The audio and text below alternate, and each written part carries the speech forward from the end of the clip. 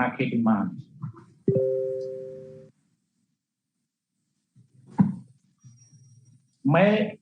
I would like to update you on the Cier Vocational Technical Network. CMO-Tech was established to support the priority area number 4 among 7 priority areas of CMO, supporting technical education and training among learners. Establishing the Vocational Technical High School Network will be crucial to enhance regional technical vocational education development. This network consists of 72 vocational technical high schools and colleges with 6,114 teachers and instructors and 102,281 students with 10 countries.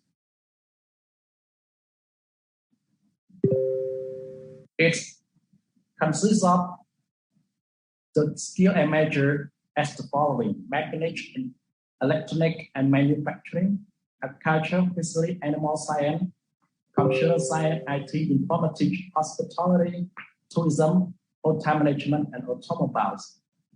After the establishment, we have conducted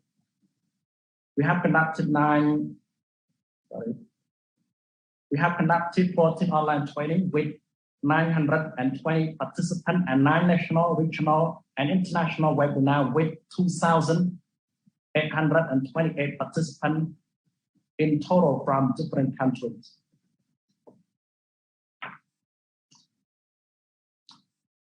Without further ado, I would like to introduce and invite Dr. Songhyun Ai, Director of CMO-Tech, for his opening remark.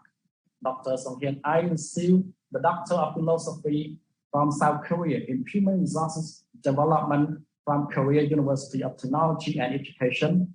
His professional interests focus on technical and vocational education and training, migration, secondary education, curriculum development, and soft skills.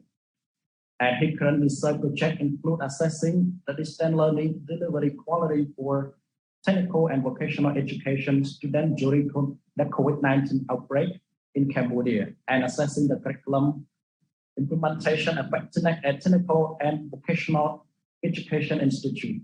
Dr. Songhyun has published some journal research articles, international conference papers, book chapter, and web blog. He served as a Deputy Director of Vocational Orientation Department from 2018 to 2020.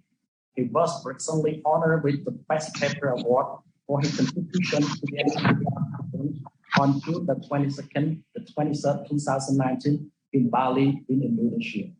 Currently, he has been the Director of CMO-Tech since 2020. Dr. Songhyun Ai, the time is yours.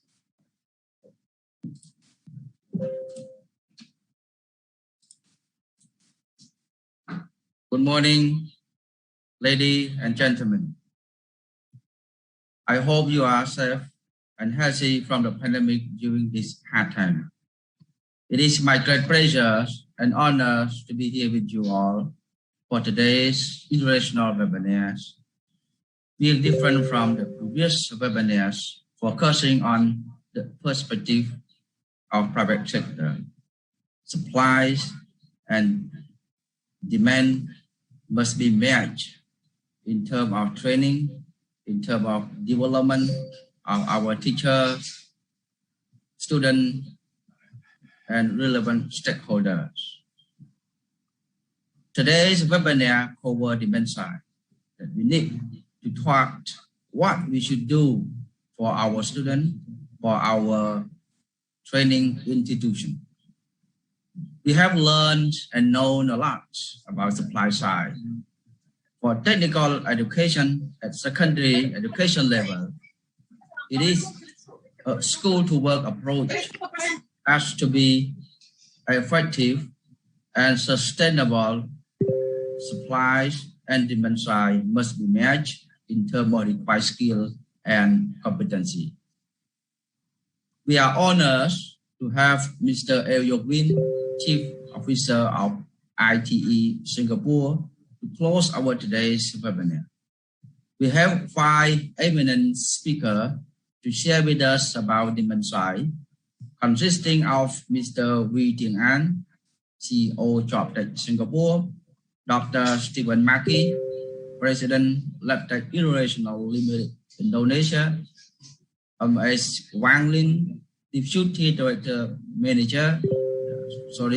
Manager, Shandong Dolang Technology Equipment, Quality China, Mr. Rawan Sun, Deputy Group Manager, Hyundai Chemical Moro, Cambodia, and Mr. Michael Tinglim, President, National ICT Confederation of Philippines. I am also thankful to Professors Dr. Arasidon Bernate, Managing Director of Asia Pacific Consortium of Researchers and Educators, and Professor Dr. Mojilani Binmojno, Chairman of APCORI, Philippines, for facilitating and disseminating webinars information to Filipino contributors for their enormous participation subsequently. They always help and support us in provoking the participation from Filipino. That is, today's webinar is participated by most of Filipino. I really appreciate your awesome facilitation. I also thankful Go Study Global Education in China for rigorous and consistent support to Simultech. Demand side play a key role in absorbing skill and competency from the supply side. A lot of research highlighted skill gap, skill mismatch, skill deficiencies of students and employees because of some complex reasons that as instructors, curriculum focus on more theories than practice. Education system, equipment and school infrastructure, partnership and networking between school and industry, school management, students themselves, irrelevant skill or trade to be trained and the like. However, today we will hear here which one will be crucial for consideration and policy. Simultech will formulate Cier public-private partnership to match demand and supply side to ensure the right skill, right training course, right employee, right job, and right position for our region. I hope that today's webinar will serve as a learning and sharing forum for participants as students, instructors, professors, school management, and supporting administrators. I encourage active interaction between speakers and participants for Q&A session for learning, sharing, and finding out alternative solutions to existing challenges of technical education. Once again, I wish you all stay safe and healthy from the pandemic. Thank you for your kind attention. I would like to open today's innovation webinar now. Thank you.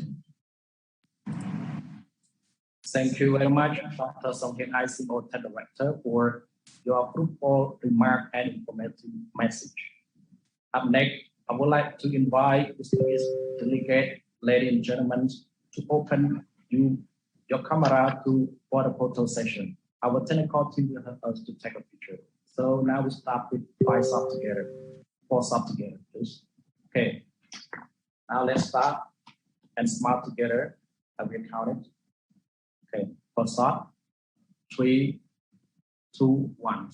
Okay, second shot, please. 3, 2, 1.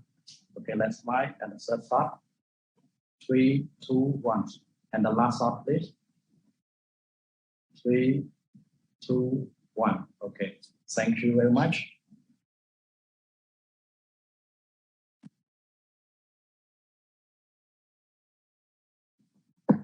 Okay, next.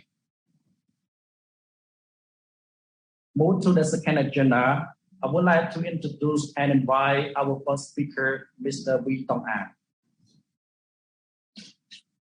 CEO of JobTech Singapore, to share his topic on safeguarding livelihood by understanding labor economy and skill. Mr. Wee Tong is the founder of CEO of JobTech. Before JobTech, he was the Center Director of Business Analytics Translational Center funded by the Singapore government. Concurrently, he was the Director of Technology. His bold appointment, innovative approach, and leadership brought about numerous national awards. In his 15-year professional experience, he has been involved in rare and diversified combination of technical and technology development in business, academic, public, and private research and development industry together various domains such as oil and gas, astrophysics, defense healthcare, pharmaceutical, and biology. Please allow me to hand over the floor to Mr. Wee Tong An for his presentation. Mr. Wee, the floor is yours. Thank you. Thank you so much for the introduction. Let me share my screen.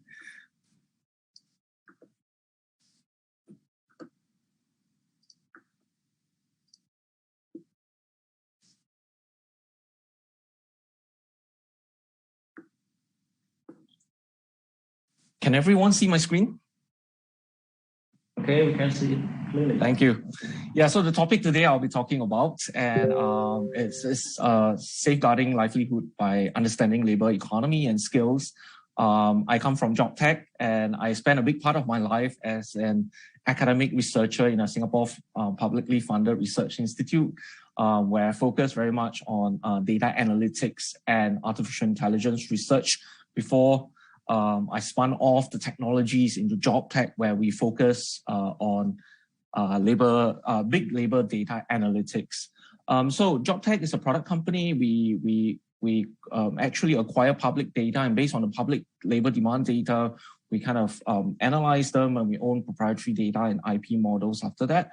We have a flagship product called Talented, and it supports 3 customer segments. The first one is what we call Talented Enterprise, where we help with companies on their talent acquisition, learning and development, and employee engagement needs. So we help senior leaders of companies to understand their employee skills inventory, whether these employees are aligned to their current business needs and future business needs, as well as whether they are aligned to the individual employees' personal aspirations. The second customer segment, which would be interesting for the participants in this webinar, would be talented education, where we help tertiary institutions, actually global tertiary institutions, for market-driven learning. For example, the tertiary institutions that we help with, each and every students have a mobile applications to recommend modules that they have to take during the course of their studies based on labor demand, essentially to close the skills gaps that the industry needs, and not the usual recommendations of modules that could improve their overall GPA when they graduate. And in turn, right, we help with the senior leaders of tertiary institutions to improve their graduate employment rate. Because of the pandemic and because of the half-life of skills today, we are also working very closely with institutions with attracting their alumni back for continuous learning. Because of the data that we have, the third customer segment is what we call data and API. This is where we help with global consultancy firms and global governments for labor economics modeling, policy formulations. And because of the pandemic in Singapore, we are helping with the Prime Minister's Office, the National Jobs Council, on managing structural unemployment that was caused by this pandemic. How do we do what we claim to do? Essentially, we always say that we solve human capital business problems with data and deep tech assets, and we have access to demand, supply, and education data, and in which we understand skills amongst all other labor demand requirements. If you look at this background, the background of this slide, right, this is, you see a bunch of green blobs connected by gray lines. So this is an actual visualization of our self-learning and dynamic skills graph that's generated from labor demand data. If we zoom into one particular cluster here, this is what we call the digital marketing cluster, you'll realize that each and every of this green blob, right, is actually a skill set that is required by this job role. And the gray lines that connects them is actually the intrinsic relationship between the skills. And why do we represent skills in such a complex manner? A lot of companies out there or job boards out there represent skills as a list of keyword tags, right? And the reason is because we want to understand the adjacency between the skills, the relationship between the skills. And if we abstract skills to another level, we want to understand adjacencies between job roles. So for example, if a talent is unfortunately in a sunsetting job role, we want to be able to understand what are the adjacent job roles that this talent could potentially move into. And because of the representation of the skills in such a complex manner, we are also able to enable contextual matching. What do I mean by that is, let's say, for example, a job that is posted on LinkedIn requires this person to have search engine marketing skill sets, but this person's CV or the LinkedIn profile does not explicitly mention search engine marketing. LinkedIn will automatically filter this person away as a mismatch. But in our case, if that person's LinkedIn profile mentioned tools like Facebook ads, Google AdWords, SEMrush, Google Analytics, we are able to infer that this person actually knows search engine marketing because the skills and tools that are mentioned in the job profile are intrinsically related to search engine marketing. And that's where we are able to then infer that this person actually knows these skills. And this significantly improves the precision of matching, that not just from people to jobs, but people to learning opportunities for career development as well as career transition. And how do we generate this dynamic skills graph? Essentially, to date, we have processed more than 1 billion global jobs across 144 countries. So you could imagine, right, every countries that are represented in this webinar, we have a skills graph of the labor demand. And because of the business that we have in terms of supply, to date in Asia Pacific, we have more than 800,000 talent profiles on our system. And because we know demand and supply, essentially, we always like to say that we understand labor market inefficiencies in terms of what the employer needs with regards to skills and what the supply doesn't have. And to solve the labor market inefficiencies or to close the skill gaps, we use our third set of data, which is more than 400,000 courses to close these skills gaps. And these ranges from undergraduate, postgraduate courses offered in our partnering tertiary institutions. We have adult learning training providers as well, because schools usually only teach foundational skills, but there are a lot of tools and skill sets out there that's required by the labor demand that is not taught within the foundational curriculum. And that's where we augment that with adult learning courses. We also integrated with the APIs of global MOOCs like Udemy, Coursera in Australia, Open Learning, so on and so forth. So the business problems that we always want to solve is, are we investing in our talents correctly? And the challenges are, essentially there's a growing number of long-term unemployed that is caused not just by the pandemic, but because of technological advancements as well. And we have a lot of at-risk workers with outdated skills. And this is evidence in the Singapore market as well. And a lot of times companies, governments don't have a holistic view of the in-demand skills that's across various sectors, occupation and job roles. Even though there are a lot of commercial job boards out there, but for the government to actually understand the whole labor economy, right? That's also not that easy. And of course, I think one of the key challenges is the accurate matching of people to jobs, training resources that's based on business needs, career pathways, and each and every individual's personal aspiration. So I'm going to do a little case study on the data that we have. Why do I call it, understanding the labor economy to safeguard livelihood? So I'm going to use the Singapore labor market, in this case, the maritime industry, as the case study today. So we are able to understand time series of jobs. In this case, maritime jobs from 2019 to 2020. We are able to plot a time series, and in this case, in Singapore, we see a 28.5% drop in hiring between 2019 and 2020. And largely due to COVID, if you look at this gray area, maritime jobs is actually growing before the COVID situation that happens early last year, where the industry actually decline. And we are able to drill down into the time series where, essentially a lot of people has this, especially the millennials in Singapore, has this misconception of maritime jobs has to be seafaring. They have to travel out with the ships, and they will not see their family for months because of the seafaring nature of the jobs.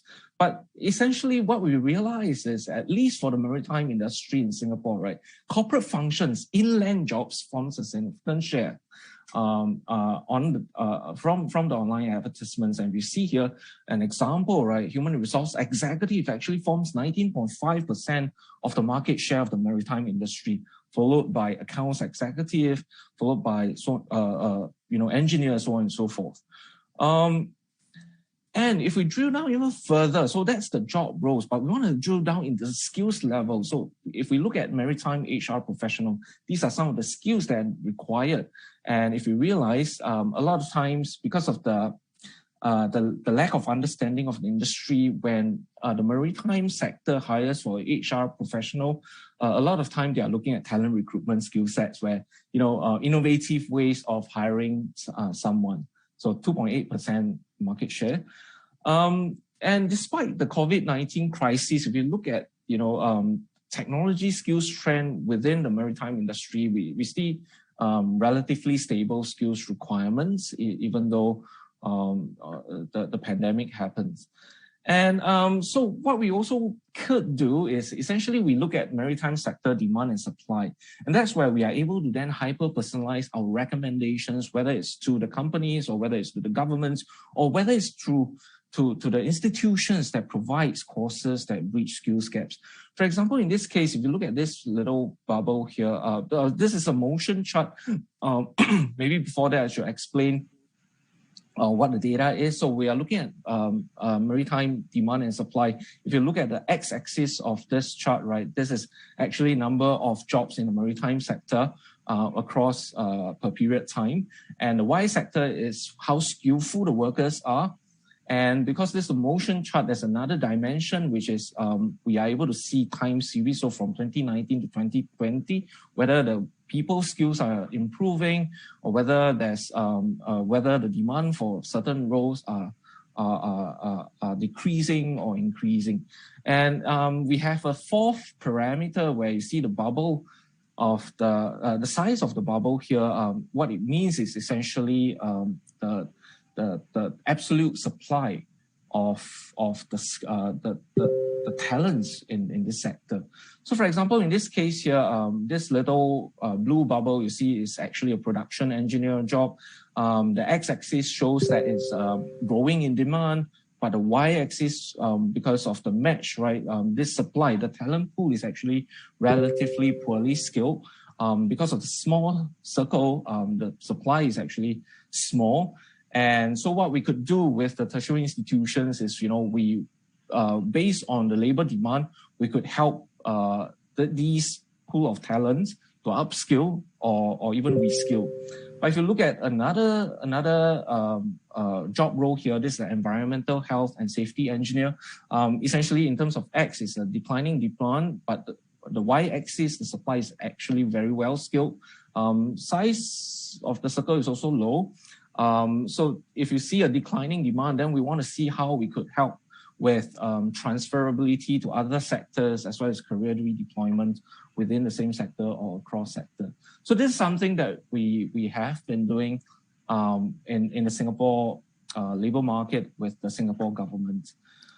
When we do work with the the governments and tertiary institutions, we always talk about this thing about preparing for the post-COVID-19 world, but essentially, how do we then put it into, I would say, operation and execution?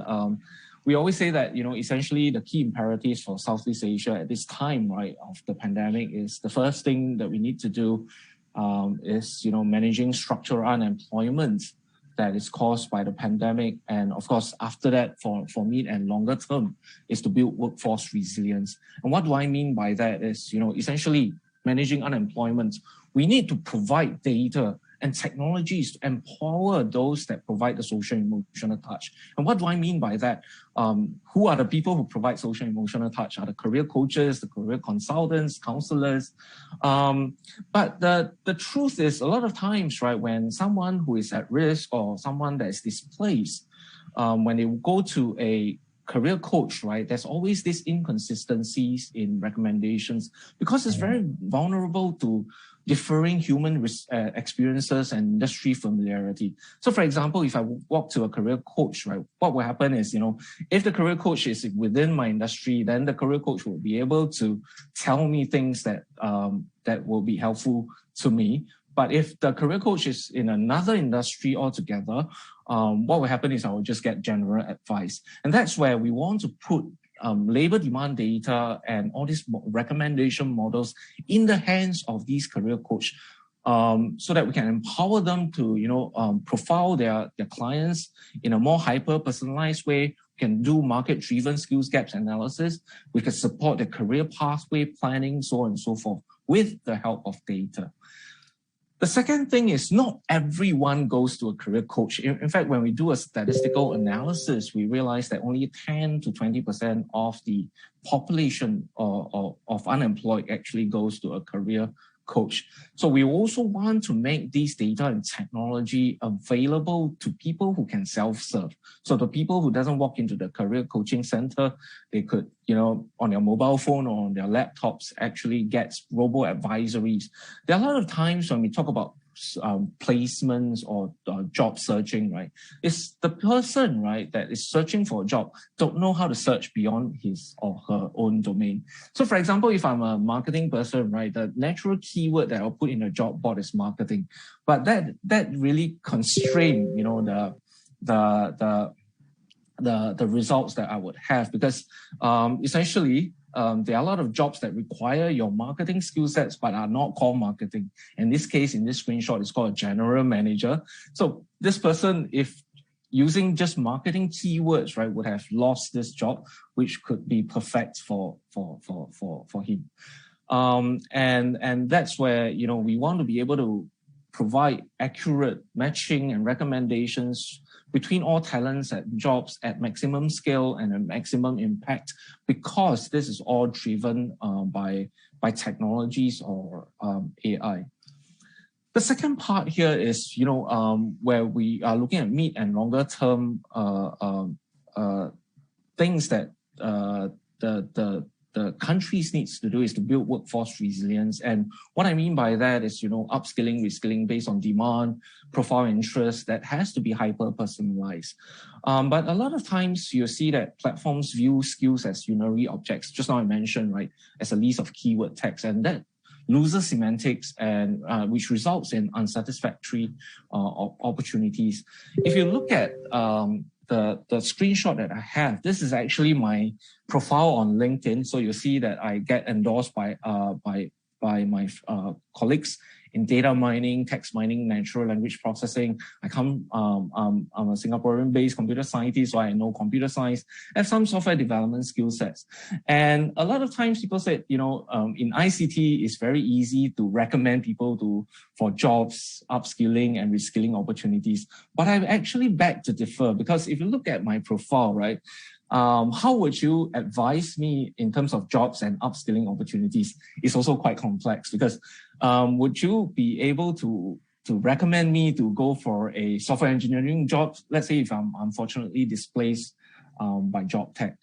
The truth is we need to drill down into the specifics in terms of skills and competencies. So based on my profile on LinkedIn, right, would I be a full stack developer?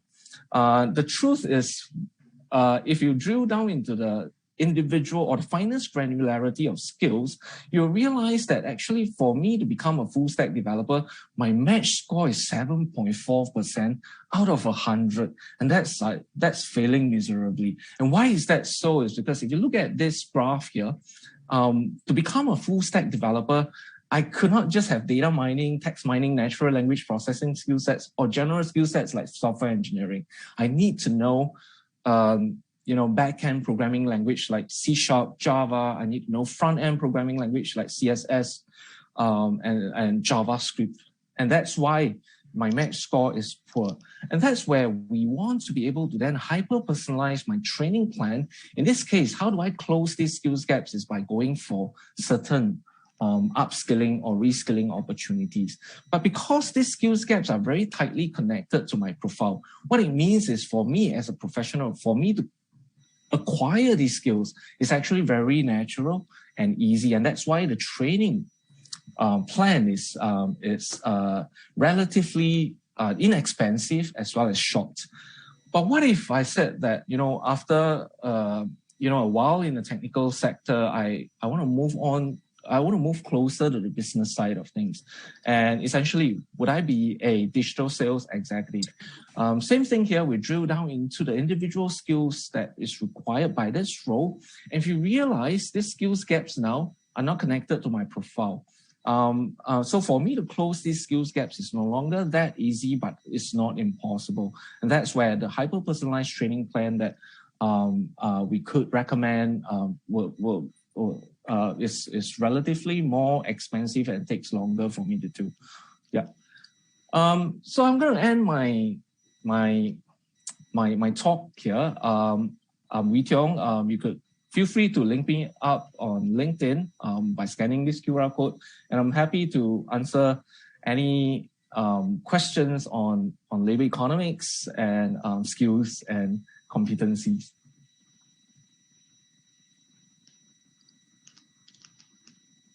Okay, thank you very much for your informative and insightful presentation. Highlighting in your presentation, JobTech is the big labor data analysis and AI company which solve human capital business problem with data and tech assets. And Mr. Wee, I would like you to stay here until the end of the session because we might have some question from a participant to ask you. Okay, thank you very much. Thank you. Okay, up next, I would like to. Okay, wait.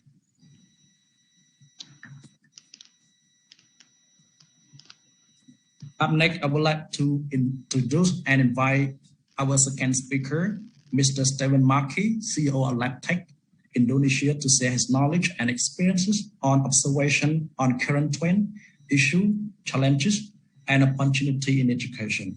Mr. Markey is the president of Emeritus of World Data Association and a member of Governing Executive Council of World Data since 2012. He is the president and founder of LabTech International, founded in 1985. He is recognized as being one of the leading global practitioners and innovators for TWAIT and digital learning. Mr. Markey has worked in international educational development for 40 years and has published many articles on educational development, 21st century learning, teaching, and innovation in various academic and educational publications. He also advisor to several governments on implementation of new TWAIT program to use technology for teaching and learning. In 2019 and 2020, he spoke and participated approximately 20 educational conferences and events worldwide in TWAIT sector. Please allow me to hand over the floor to Mr. Steven Markey for his presentation. Mr. Steven, the floor is yours.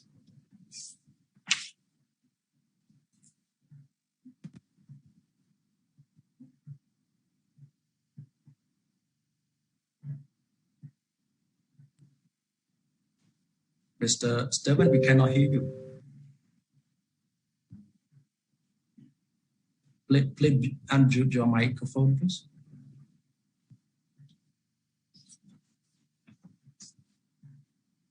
Okay, we don't still hear you.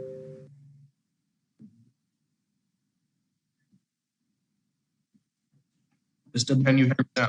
Okay, thank you. Can hear you. Okay, thank you very much. You can start. I had to change microphones here for this. Right. Let's see here. So can you, let's see, get the screen sharing? Okay. You can see it, right? Okay, you can start. You can see. Okay. All right. Very good. So today here, we'll be talking a little bit about the impact on jobs and learning opportunities. And I wanted, first of all, to comment, thanks to Wee Cheong on that fantastic presentation. It's great to see data analytics going into really analyzing the jobs. And I think that's an area that we can greatly improve. One thing that we need to be careful of is also to combine that with profiling of industries and making sure that the data is all inclusive for the jobs that they actually have. So online data mining, we all know, actually only represents a certain portion of the employment opportunities at many industries. In a lot of countries, like where I am in Indonesia, it might represent only 10 to 20% of the job market in this area. But the concept that he had, those mappings of the skill sectors, was really, really interesting, and we'll come back to that in a moment. So I'd like to share with you a little bit about LabTech International. So many of you know us. We've been around for many, many years, decades. We were one of the pioneers of vocational technical training, development of training systems in Asia. And particularly in Southeast Asia. And we combine a approach of Western approach of training with tailoring it to local situations and conditions. We do a lot of customization and adaptation of training to schools and institutions around the world. And as such, we're quite privileged having a global overview of a snapshot of what's partially happening in many countries here. And our focus is skills training for employment and employability, because for technical education, like for all of our viewers and audience here, that is what it's about. We want to give our students the right skills for meeting the jobs that are in demand by industry. We want to shift, as Xiaomio Ted says, away from supply-driven to demand-driven. And this is something that has been going on for quite a while. This is a shift that's been happening over the last 15 years that I can see in a serious way, and still not complete yet. Still, a lot of our vocational technical systems and institutions are run by supply-driven rather than demand-driven. And this labor market analysis is absolutely critical and crucial to shifting to the demand-driven systems here. We concentrate on quite a coarse section and slice of technical and vocational education in many areas, such as automotive, air conditioning, electronics, computer IT, biomedical, green technology, electrical technology, and digital learning for vocational technical education. And that is certainly an area that has come up in prominence over the last few years.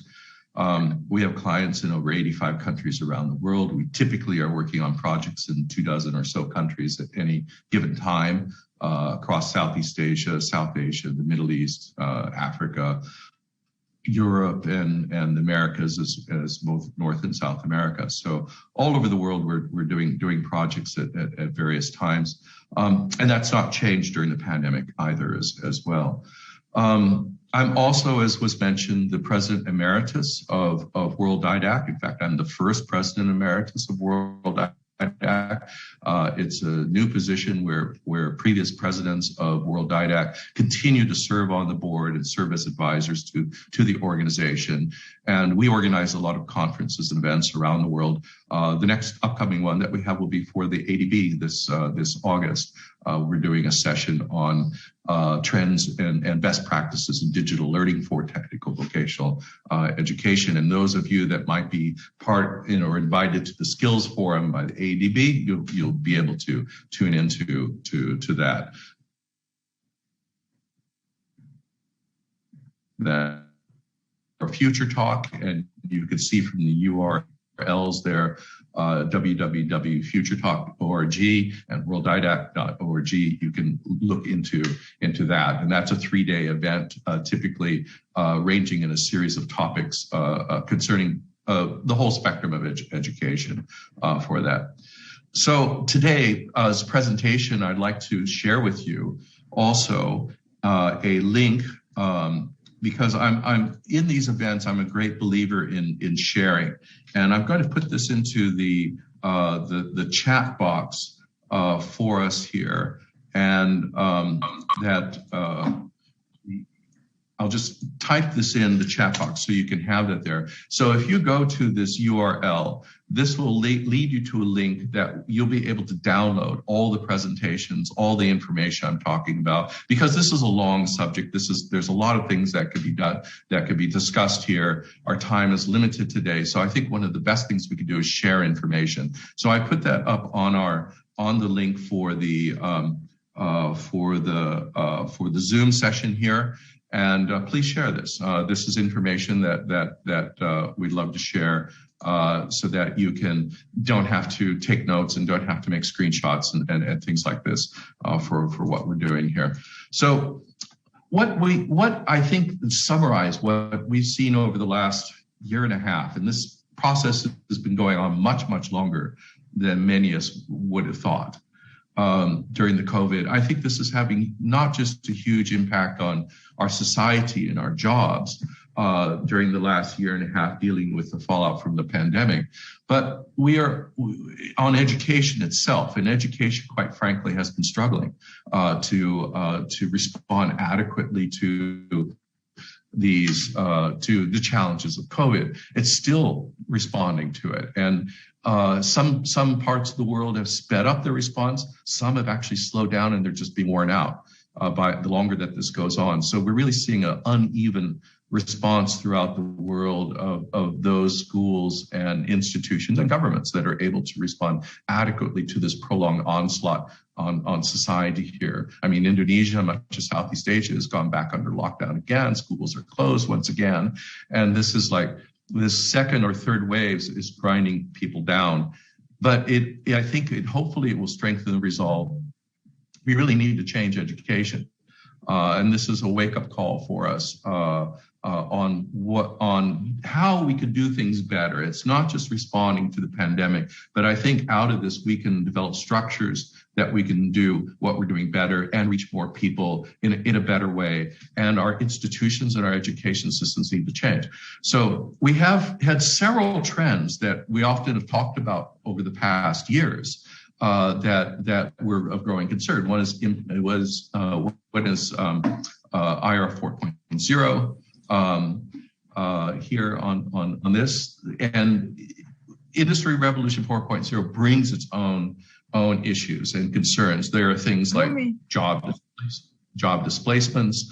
There are things of shifting economies and shifting factories, new technologies and new jobs, and we've talked a lot about this in the past. So there are a number of trends there. There's also trends in the general society towards a digital society in parts of our society, not throughout all of it, but in parts. And these trends are there too. When you add COVID on top of it, many of these things are being emphasized, or actually they're the same portions or a different part of the portion, and these are being accelerated. So the trends we had before that we were talking about, I think what's happened in COVID is that many of them are being accelerated and they're compounding upon each other on this. And one is digital learning. One is learning where you want to. It is one, besides digital learning, it's learning that needs to be organized to be delivered where the person wants it, when he wants it, and how he wants it also as well. And this is the new pedagogy that's coming out, which we call Udagogy. So in this process, I'm seeing education change towards a focus of learner-centric education versus school-centric or teacher-centric education. And this is another shift that is similar to supply and demand education. You know, in demand education, we're trying to train for the jobs that are required by industry and deliver those skill sets that are required. Well, in this student-centric or learner-centric approach, we are actually catering to the individual of what he needs and what he wants and what's more useful for him rather than the school. And so this requires us to reorganize how we deliver, when we deliver education here to our learners. So these are a summary of the key points that we have noticed over the last few years of these accelerations of discussions on here. One, in the job markets, we're seeing declining and rising sectors. We're seeing industry shifting locations rapidly now. In fact, we're seeing a massive global decentralization of staff around the world. And it'll be interesting to see how many of those come back. Some will be coming back fully. In fact, many companies, have announced people are going to go back into the offices just like before at some time, whenever it's appropriate.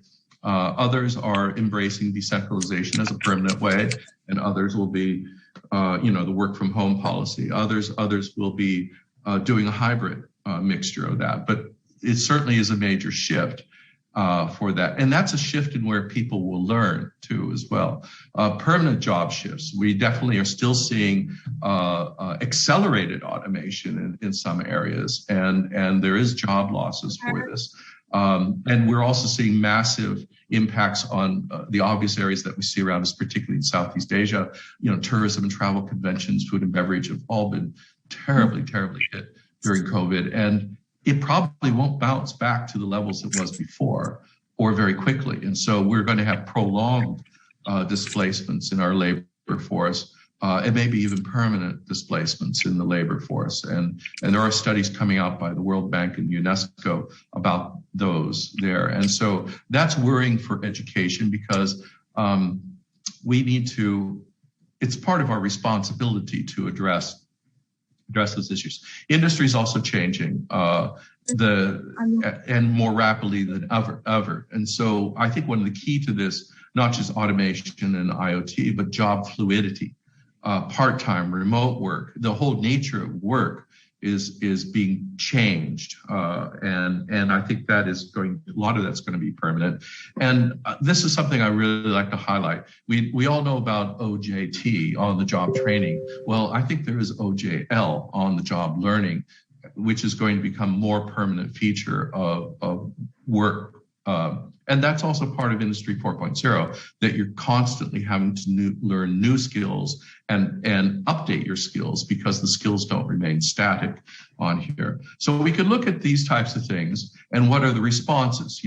One, we need to create new programs. We need to contact companies that are adapting. We need to create work from home programs. We need to train for in those jobs in the rising sectors and create upskilling and reskilling programs. This is something that TVET has traditionally been weak in, because we tend to focus on school-age learners. The crisis that we're affecting is affecting adults as much as well, those that lose their jobs or being displaced. We need to place a greater focus, particularly in developing countries, on adult learners to get our economies back into production again. And so this should be part of national recovery programs, I think, for many countries. And it should be supported by governments to enable vocational training to do more adult education. It's often not within the mandate of the schools. So they go, well, it's not my job, but it's needed definitely by society. And we need to tailor those programs to what industry needs, and to deliver those programs where they need it and when they need it. So it doesn't match our schedules. We need to match their schedule. And this probably means a lot of online learning, blended learning, self-paced learning, and recognition of prior learning also as well. This OJL, those are elements of all OJL. We also are seeing that how we want to learn is changing. When I mean we, I mean the learner. How the learner wants to learn is changing. There's an increased preference for turning to a digital medium. We've seen such an increase of people learning a lot of stuff during the pandemic, with the extra time that they're spending at home. Many are trying to acquire new skills. and picking it up through whatever way. And it could even just be, expanding your cooking repertoire by looking at videos on YouTube. So many people are doing that and exploring food choices during the pandemic. The pedagogy that we talked about, which is the new pedagogy. We need to really kind of embrace that in the schools. The increase in online blended learning. We're looking at AI and the demand for higher impact e-learning.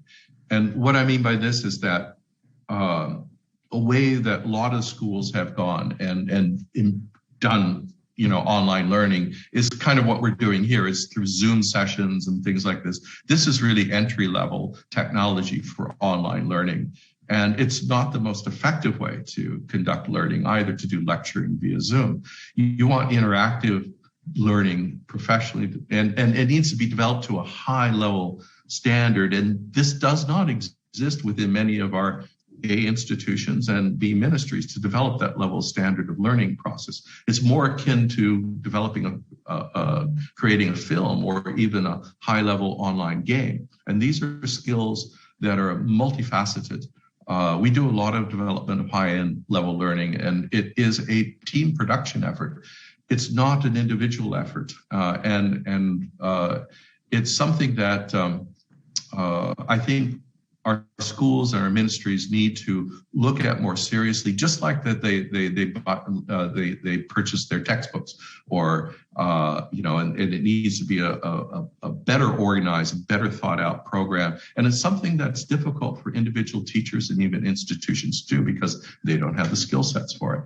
So how we assess and certify is changing too. Some of these new tools that are coming out are incredible for doing assessments. And it can take assessments to a much higher level and make them actually even formative assessments. And those can be used for recognition of prior learning. Demand for learning is changing. The desire to use digital learning, the skills that we talked about, demand-driven, and the shift from low skills to higher skills. So the opportunities that we then see that are coming out of this is to do that shift, let's make digital learning a central pillar of how we deliver our learning programs. It's not a sometimes occasional thing or an emergency program. It's a continued part, just like lecturing is a continued part, just like having a textbook is a traditional part, just like you have lab exercises is a traditional part. Digital learning has a part too. And this needs to be embedded in the curriculum. It needs to be organized so the teacher can deliver this. The materials need to be done. This will not be, part of it can be done by the teacher, but part should be professionally done either by the ministry or by outside parties to do this at a good level. So this is really important to make this as a pillar. And with all that comes to creating a higher level impact on e-learning. We need to restructure courses, perhaps, and break them down, going away from these long-term 1, 2, 3, 4-year degree programs and going towards micro programs that could be obtained in bits. And this does several things for us. It disaggregates the learning process, which means that we can shuffle it around to mix it to individual requirements. As we heard from Wee Tong, those skill sets is really important. And many of our schools really don't pay attention to skill sets. They have computer science, for example, as a degree program. But does that computer science program address the skill sets needed by industry? Partially, yes, of course, but partially, no, it doesn't. And so re-examining what skills are needed for work is really important. And then by micro-credentialing it, you can offer those skill sets. So like you say, they're short-term programs. So I only need this little thing because I got 9 out of 10 of what I need for this new job. I just need that 10th thing, and that could be a short 3-month course, and that's all I need for that. And so we should be able, as a industry, and I think of education as an industry, to deliver that to our customer, which is the learner for this. And So that would make a big change. And this is a trend this is not unusual. We've talked about this before, but this is an accelerated demand now that we can see that why this is going to be required here for what we're doing then. So the third element of this, and we'll just go directly to this slide here. So it's, as we talked about a little bit, the increase for adult education. This is where the impact is. Yes, we need to get the youth online. We're probably going to have to do makeup work. UNESCO is estimating that we pretty much lost a year of education through many countries around the world. And that has a huge impact on our economies. And the future earning power and learning power of our students also has been compromised. You know, when you disrupt and you basically remove a 1 year of education out of a student or a child's experience, this can set them back. And particularly the learners that might be challenged in some sort of way. The good students, they'll overcome it. But the average students and the poor students really this may be a burden to carry around with them for a long time. And they may not have opportunity to make it up. And they may be, so basically it's setting back perhaps people by 1 year in many places. So, but in the adult education, the retraining, the upskilling is really, really important. And this was a trend that was there before. And I think in many countries, as you go through your development stages and steps, as you climb higher on the development rungs, which many countries are doing, you need to take your education levels higher with higher level skills. And you also are going to impact to industry. And you want to make that industry as effective as possible for your country. So basically you want to do those things like maintaining the level of competition and skills among workforce by training and retraining, but also to help those industries move up, because industries do have to upscale also as well for competition by developing new marketing, new tools, new techniques, new manufacturing, new products, you know, all those require to continuously learn.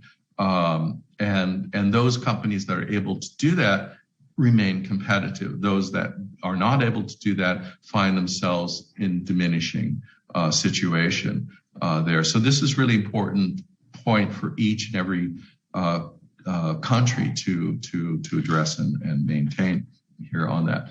So one thing I'd also like to share with you then, where a lot of these observations come from, is that we've been analyzing and looking at various educational reports all over the world that have been issued during this COVID time. And here, these next few pages, we have a summary of a lot of the points that we've observed that we'd like to share with you. And I suggest that you download again, go to that link that I put in the chat and download this, because we could spend several hours going over this, but I just wanted to share the information with you and of how education struggling, and particularly the TVET area, I have to say, has been really challenged, because in the nature of what we do, which is training skills that often require a heavy hands-on element. This is difficult to do in any digital or online format. It really is about blended learning for us. And many schools have yet to embrace and set up smoothly integrated blended learning programs. I think this is what we do have to do in the future. And certainly those schools that are interested can contact us. We can help you do that. That type of thing. And this is important for having a meaningful online program. You know, it's much more difficult to shift vocational, technical, and career education to online than it is, you know, the academic subjects, which are much lighter in the practical elements here. So, you know, and what are highlighted in these observations are similar to what we were going through there on this. So the last few minutes, I'd like to share with you some of the things that show you examples of how this can be done too. You know, and if we shift to a system where we are learning, engaging, and interacting and growing, and doing this online in a way that is complementary to our in-person training program and integrated into that program, then we're on the right track for this. So many of you, some of you already know about Lab Tech Academy. So one thing that we've been doing is taking our award-winning advanced digital training programs and actually restructuring them so that they work online. This has been a tremendous amount of work that we've been doing over the last year and a half, which before we had it working on campus but not online, because these are huge data files that were not suited for doing this very well. But in the restructuring, we actually have created a system that can be delivered online. And this shows you the type of thing that can be done. And I have to tell you, the learning curve in going through that has been tremendous. It's something that we can also share with people too as well. But in the key to this is the new technologies that have been coming out, and really the potential here of what we could do today versus 5 years ago is just tremendous on this type of thing. So we look at developing content that should be self-paced, differentiated, adaptive, enhancing and making learning deeper and faster to do, recognition of prior learning. We look at flexible, nonlinear learning pathways, strengthen fundamental concepts, skill cluster approaches, and formative assessment too as well for this. And you could go see our there in that link, www.labtech-academy.com, and you can actually go and test some of the stuff for yourself. But this allows you to create both in-person, online training that uses really advanced animations that are created with 3D learning tools in here. We currently have 100 students from 156 countries using this. And one of the things I'd really like to show you here, if you do your e-learning right, and we do measure these types of things, that we're able to see a tremendous improvement in the comprehension of the students. So we go from, these are pre-tests and post-tests among thousands of users across the world, that we're getting a pre-test of, let's say, 4 or 5, and the students are going up to a 9.86 or over 9. That's on a scale of 1 to 10. So that would be like plus. These are not the best student. This is class averages. So we're getting close to 100% comprehension from the students. And we all know in vocational education, that is very difficult to do. But if we can achieve a fundamental understanding that the students know the basics and know their knowledge and things up to close to 100%, this changes how you can teach them. If they know that stuff that well, this makes it much easier and much faster to train them, particularly in the hands-on stuff. And so these programs are being used, particularly by industry, to combine training people that are going into industry, because it speeds up the whole process, and they come out much better suited for ready to work type students on here. So this type of stuff is both improving comprehension retention. It is transformational, and it's easier for the teacher too. It actually frees up teachers' time so they can spend more time on mentoring students, and it reduces learning time and lowers costs and gives you flexible learning development. So we go from pedagogy to andragogy to heutagogy on this.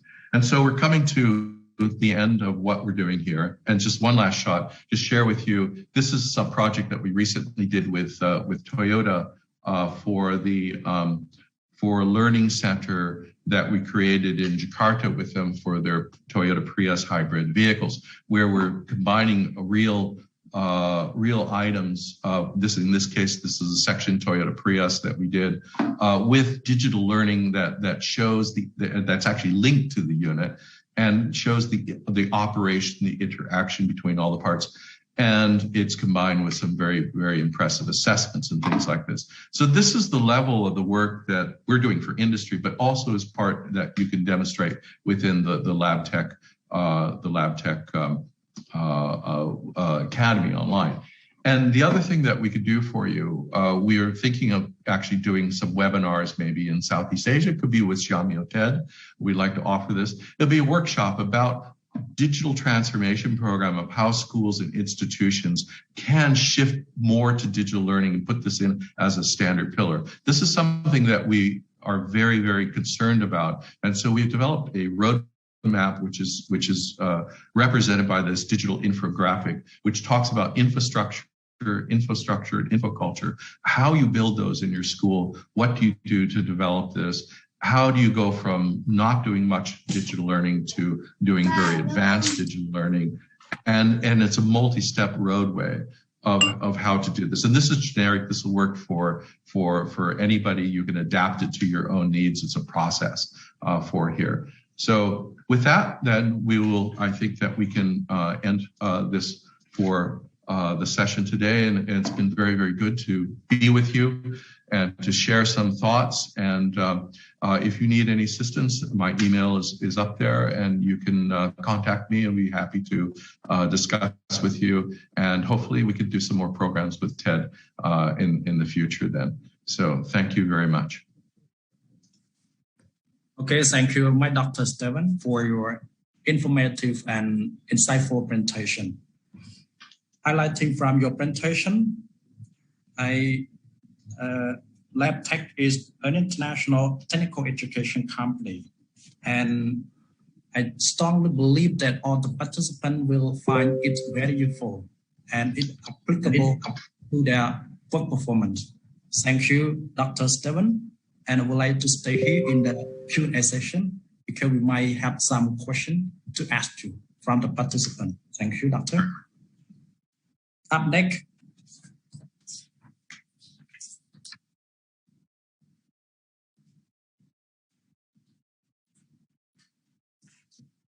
I would like to invite and introduce our third speaker, Ms. Wang Lin, Deputy General Manager, Shandong Dolang Technology Equipment Co. China, to share her knowledge and experiences on analysis of China employment market in 2020.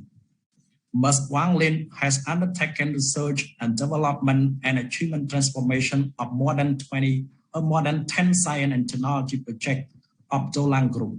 She won Jinan Excellent Technology Project and the first prize of Jinan Science and Technology Progress Awards.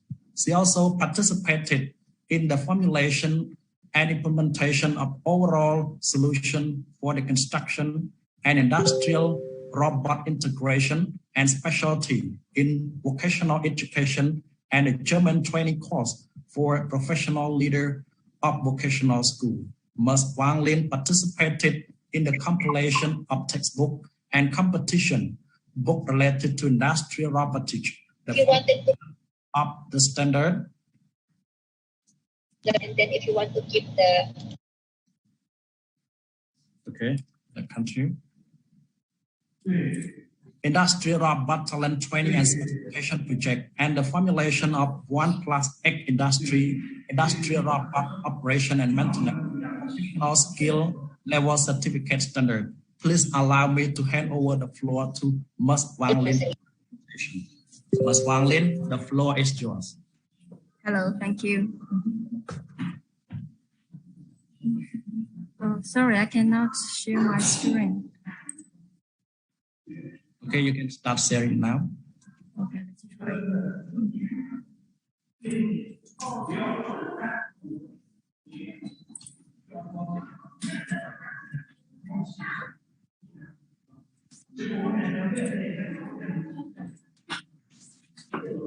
没有办法视频，你的视频也关了。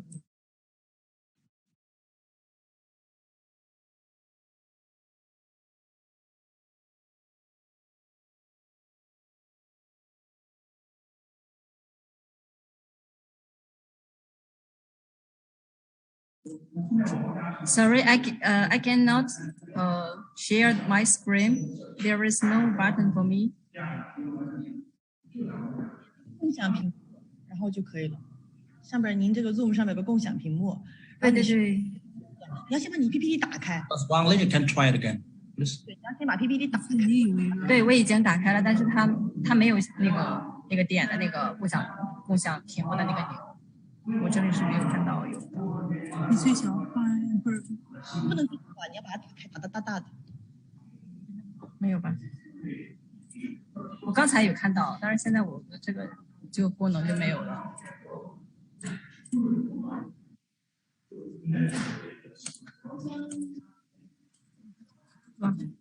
它应该是在第3个，就是演讲的视图、画廊视图，第3个有一个，刚才有一个共享屏幕，但是我现在是找不到了，就没有了这个。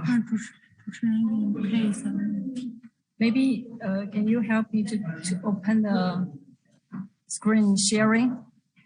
Okay. I cannot sharing my screen now. Maybe something wrong. You can drop your slide in the chat box, please.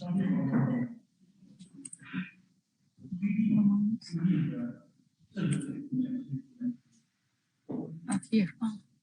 可以。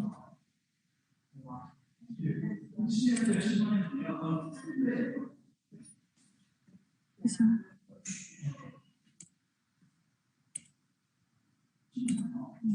我去看一下，你看你的能行吗？我就这个位置，刚才还可以的。你的有吗？Now it's okay. Let me try. Okay. It's okay. Okay, we can see it, right?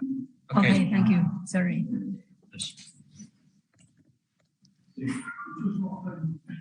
Okay. Hello, everyone. Very glad to meet you and join the meeting today. I'm so happy to meet you all. So next, I'd like to introduce some information about our company Tulang and also some job hunting information of recent months in China, because the impact of COVID-19 is still very serious all over the world. Also in China, I will share some information with you because our company also link many Tibet schools in China, and we know some information about their graduates job hunting information. So let me start. My PPT totally includes three points. First is the industrial Tulang and education Tulang and the requirements and job searching information of China.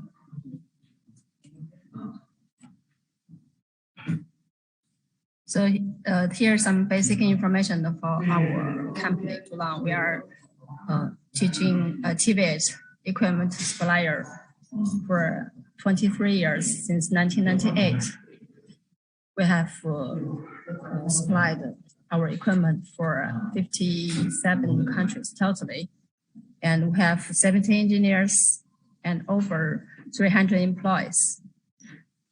So here's some general information of our company. We have manufacturing center, R&D center, sales and marketing center, and corporation center. So some view of our factory.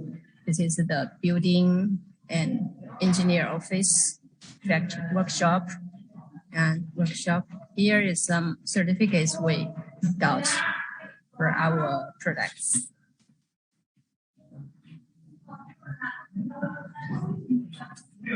So some certificates. And we focus a lot about the quality control during our production and manufacturing.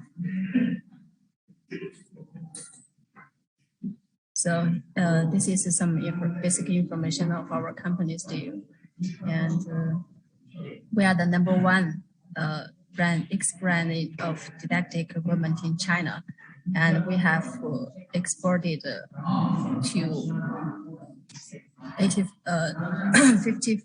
58 countries all over the world. And we have also connected with the Belt and Road countries, totally 34 countries.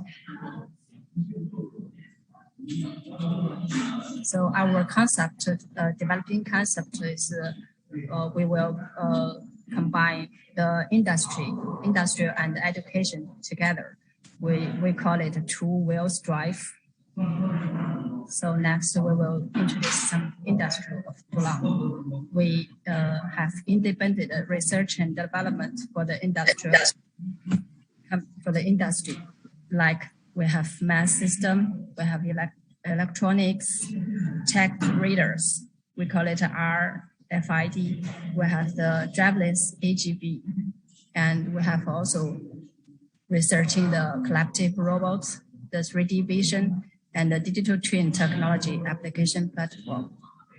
The demonstration workshop, but it can produce for real products. This is a photo frame production line. Another one, we call it Internet collaborative digital production line.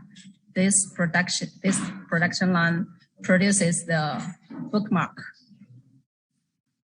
Here is the video, but I think I don't have time to show the video. If you want to know details, you can contact me later. So this is the pure water filling and storing production line. This is in electrical engineering training base. We have supplied to some Tibet schools. This is mechatronics.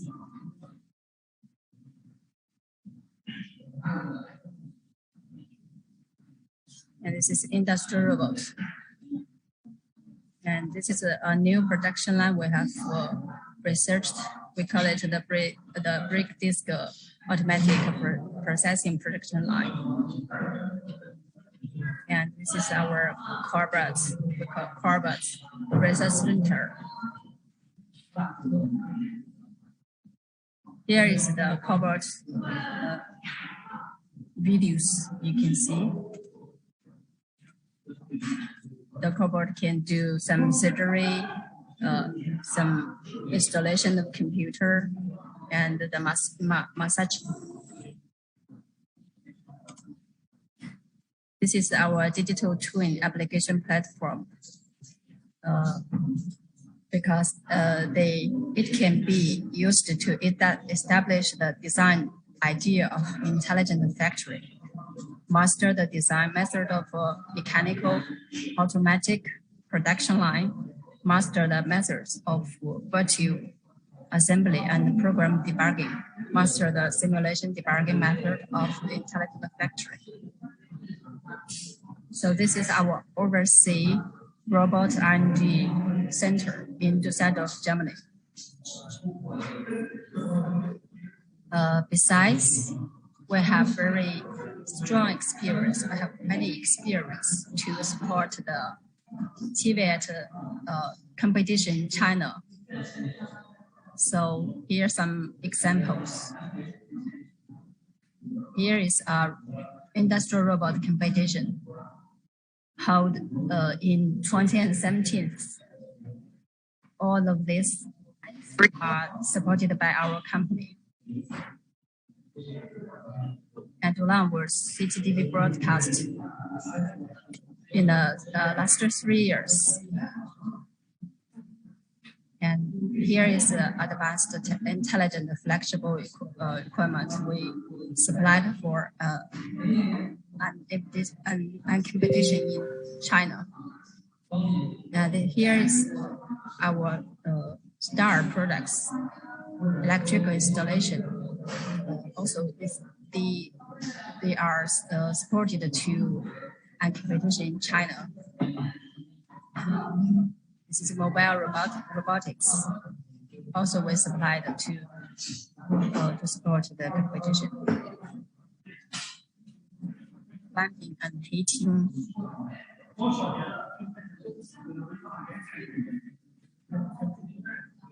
Here is an industrial control, a robot technology application skills competition. This is also supported by Tulang. You can see here, we are as the sponsor and supporter for this skills competition. This mechatronics skills competition we supported. This one is it was held in 2019. It was a very big and national skills competition, and Dulang supported more than 245 around sets of robot skills equipment for this competition. So this is very good and successful competition we did recently. It's the electronics skills training base. So now we have new training equipment. We call it high-speed railway training system, because China is famous for the high-speed railway. So we have training for this because they have many requirements for the talents of these majors. So Dulang have rich technical experience, project development, and integration experience. Dulang can work with Railway Bureau, Metro Company, and Metro bureaus. We have started for this major. So we call it a high-speed railway training major. Normally, it contains vehicle maintenance system, signal simulation training system, sand table system, simulation operation management training system, and driving simulator system. So this is the main service of the high-speed railway training. So we can see the more details. This is the driving simulator system. Driving simulator system examples. We have VR driving simulation system, desktop driving system, and full task driving simulator. Driving simulator, also this is driving simulator system, basic driving simulation system. And this is the function. They have photo reporting, the vehicle maintenance system. The function is photo reporting, photo analysis, management of materials and spare parts, safety management of tools and instruments. And this is the signal simulation training system. It combines signal machine, disassemble and repair platform, switch machine, signal, circuit maintenance platform, switch machine maintenance platform, and machine disassemble and repair platform. So this is a sand table system. We have physical and electric, the both system. For the station operation management training system, the station operation management system includes simulated station, hall, and monitoring system. And here's some reference R&D laboratory project for local company. You can see the main technology of this project.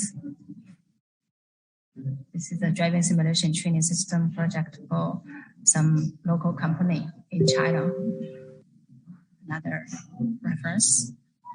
So you can see here is the simulation floor plan. You can see the large driving simulator and middle driving simulator, some escape door maintenance training platform. Here's the brake maintenance training platform, vehicle circuits maintenance training platform, and door maintenance training platform, and also the conditioning training system. So here's the main technology of the training system.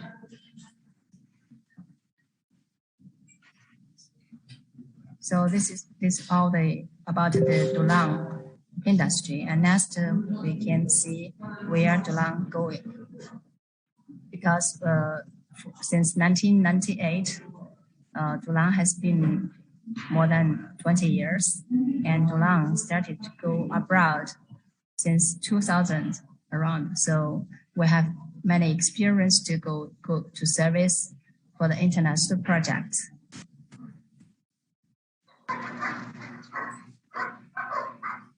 So here is Dulang helped China government to finish a project of donation to Uruguay. This was many years ago.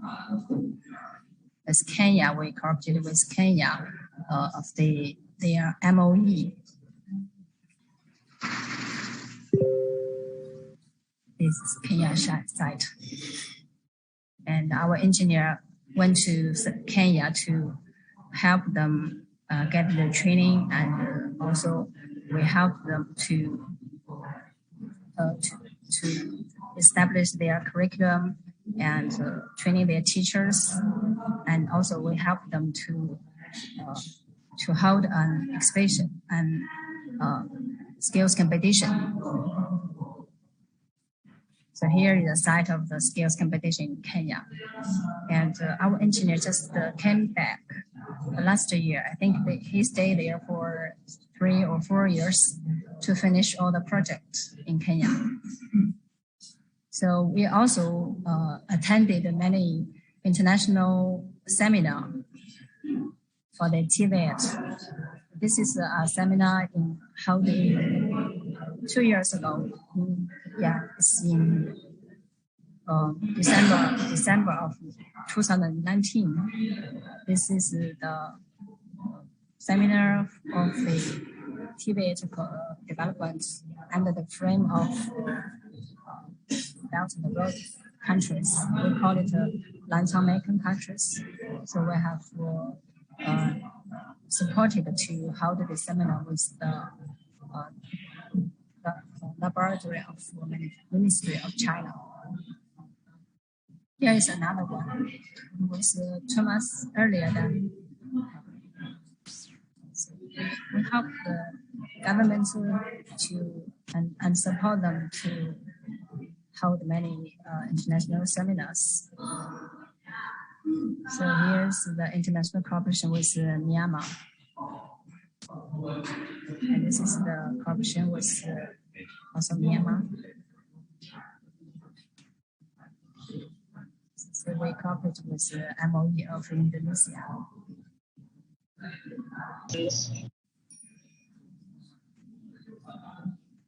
It's also cooperation with Indonesia. This is cooperation with Vietnam. We help them to show the electronic installation. This is our cooperation with Cambodia, and they came to our factory for visit. This is we cooperated with Thailand. This is Thailand Princess Dita awarded to Lang as a support for them. Thailand Premier.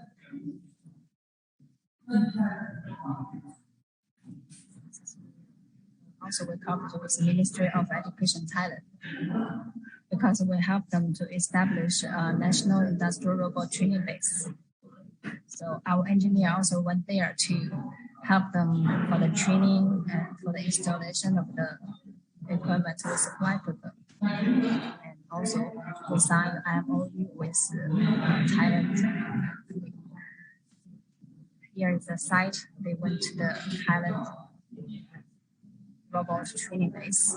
The 2 machines are from us. This is we cooperated with your distinguished organization, Cier. I think you know some of this.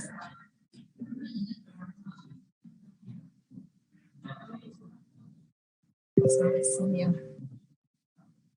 So we cooperate. Also, we cooperated with Malaysia. Polytechnic School in Malaysia. Our international service. This one, I think many people from Southeast Asia, we know this skills competition. It was held in 2019 May, because it is, we call it the Belt and Road International Skills Competition. And we help and support this skills competition. Two items, the electrical devices and the plumbing and heating.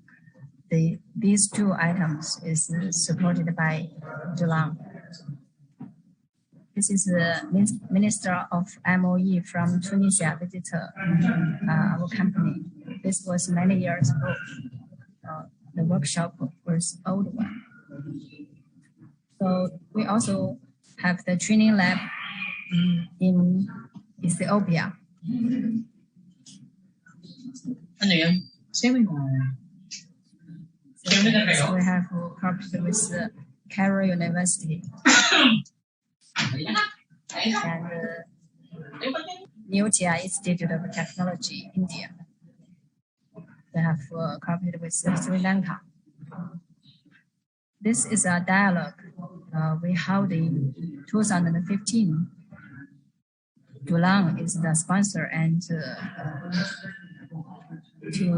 to help have this dialogue. Here is some pictures and the view of the dialogue.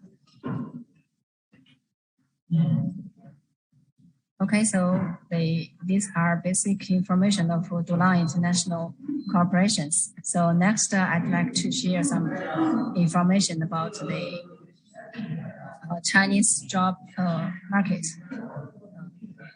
in last year and this year.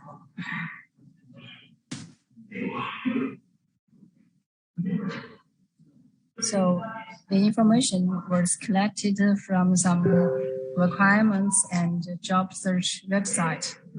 So we know that at the beginning of 2020, the COVID-19 broke out, and still it is on there all over the world, and various industries have been impacted to varying degrees, and the employment market has also been greatly affected. So we interrupt the real situation of Chinese employment market in 2020 by combining the data of requirements websites like Boss, Hire, Zhilian requirements, and the Liepin requirement, etc. These are famous job hunting website in China. So we can see during the COVID-19, the biggest impact, we can see some job search becomes more difficulty. It covers 33.5%. The basically no impact, only 20%. The passive resignation or layoff covers 16.4%, and postpone or cancel job working plan, it covers 9.8%. So we can see that the impact of the COVID-19 is quite serious by comparing the data of this table. So we can see here is the analysis on the overall employment situation of fresh graduates. So here I introduce some information about the index. We call it the Cier Index. It means the demand divided by the supply by the applicants. We call it the Cier Index. So it means that we can see that the index is divided by 1 as the separator. So if the index is larger than 1, it means the demand is more than the supply. That means the job is more easier to get. And if the index is less than 1, it means the demand is less than the supply. That means it is very competitive. It's not easy to get the job. So we can see here for the this data is for the fresh graduates of China. We can see that since January of 2020, because of the COVID-19, the CIER index drops very greatly. So that means the job is really not easy to get. And the lowest point is 0.72 monthly. So it's really not easy times for the fresh graduates. I think that's that time. So, but now it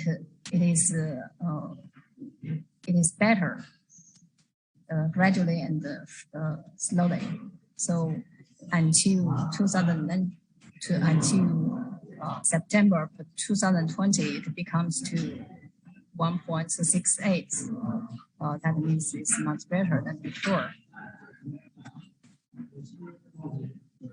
So here is the analysis on the overall employment situation of and the fresh graduates. We can see that the first line is the porters, and the second line is all employment, and the third line is the fresh graduates. We can see the quarter 2020, the pointer for all employment, the CIER index for all employment is 1.43, and for the fresh graduate it's 1.38. But for quarter 2 of 2020, the CIER index is the most lower. And we can see that the COVID-19 impacted very much for the job handings of all employment and the fresh graduates. So here is the industries of all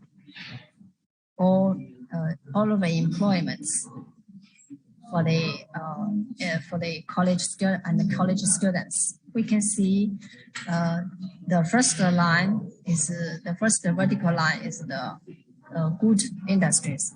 We call it good industries because the CIER index is good, and the last vertical line is the bad industries, not easy to get jobs. So the best one is the intermediate services, and that's is education training institutes, and also the insurance. The three industries are very good and easy to get jobs. But for the car motorcycle, for the network games, for the environment protection, and the property management business center, the CIE index is very low, not easy to get jobs in that industry. And so many job hunters will choose some intermediate services like the real estate services and others to get jobs more easily. So here is yeah. You have 1 minute to wrap up your presentation, please. Yeah. Okay. Here is the higher and lower occupation employment prosperity index of fresh graduates. So this is some job type. And also this is the different company, different scale company. We have large one, medium one, small, and micro company. They have the CIER index. And this is for the different company, like the private and the joint venture, state-owned, different company. They are Cier Index, and here is the shortage of skills professionals. We have highly skilled talents.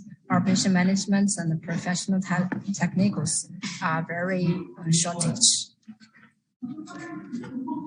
Is some shortage the measures. This is the Chinese Tibet education market.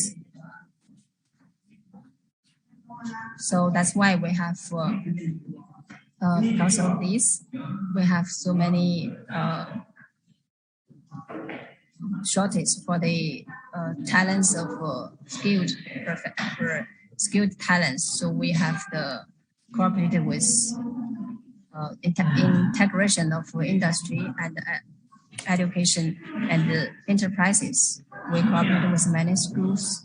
Like here we have some cooperated with many schools to train their teachers and students. So some Chinese vocational schools. And we have the we have the industry and the training base. This is Shandong Alumni Vocational College Modern Apprenticeship. We have Tianjin Sino-Germany University of Applied Sciences. It's a product teaching and research cooperation base. Zhulang was authorized us. And here is a school enterprise cooperation. Teachers together. So here is some Sino-Germany cooperation of Zhulang.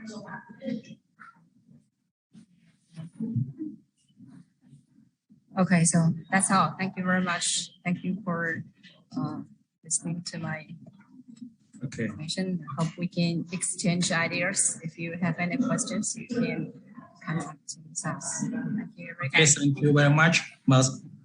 Wang Lin, for your insightful presentation. The drawing. Thank you very much. Dolan had 23 years of business experience in Tibet product and services since 1998, and the product are exported to 58 countries. And if our participants are interested in Tibet product and services, please contact Dolan. And I would like Ms. Wang Lin to stay here in the Q&A session. We might have some questions from our participants. Okay, thank you, Ms. Wang Lin. Thank you. Okay, can you stop sharing your slide, please? Ms. Wang? Ms. Wang Lin, can you stop sharing your slide?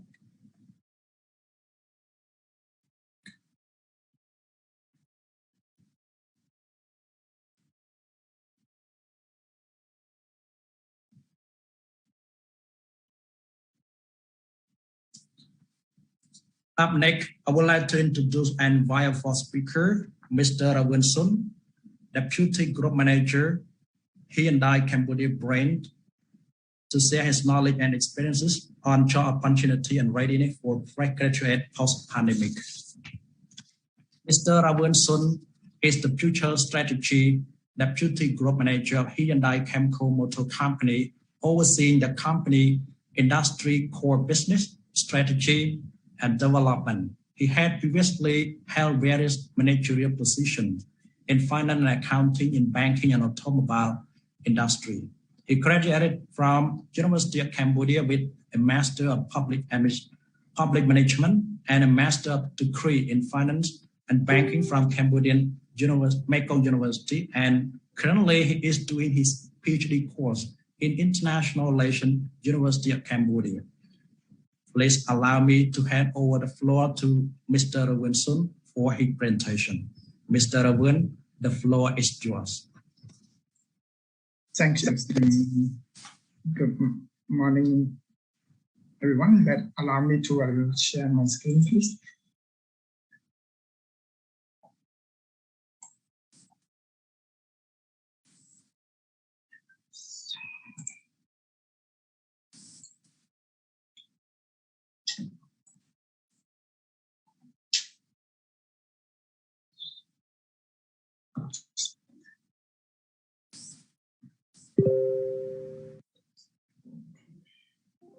Okay, so first of all, I would like to thanks to the Tech for inviting me to be the guest speaker today to share the knowledge and experience. So today, I will cover the topic of the job opportunity and the readiness for the fresh graduate post-pandemic. So here is a brief background from me. I am Son Rabun, the Future Strategy Deputy Group Manager of the Hyundai Camco Motor Company, and currently doing the PhD in the International Relations. And let me share you briefly about Hyundai first.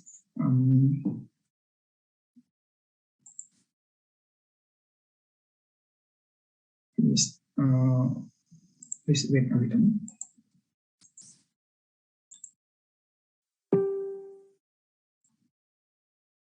Yes. Okay, so currently Hyundai have been operated in Cambodia for almost 12 years. And currently we have the organizational chart as below, that we have our chief executive officers, and then we have the future strategy group, which is overseeing the overall company performance. And we have several divisions, which is divided into sales, marketing, sales, admin, service, HR, accounting, and finance. And we have branches along this organization. We have been operated in 3 main provinces currently, which is Siem Reap, Phnom Penh, and the Krakow. So this is our, we have one main assembly factory in Cambodia, which is one of the first assembly factory for the automotive industry in Cambodia. And let me share you these products of our company currently that we have been assembled and selling in Cambodia. We have the passenger vehicle, which consists of 6 main models, which is Palisade, Tucson, Santa Fe, Venue, Kona, and H1. And beside the passenger vehicles, we also provided to the to the customer with the commercial vehicle, which we have HD 36, HD 45, HD 65, 72, 78. We have County, we have H350, we have HD 120, we have H100, and we have also the Universe, the big bus. So this is the brief about my company, and let me share you the back to the main presentation.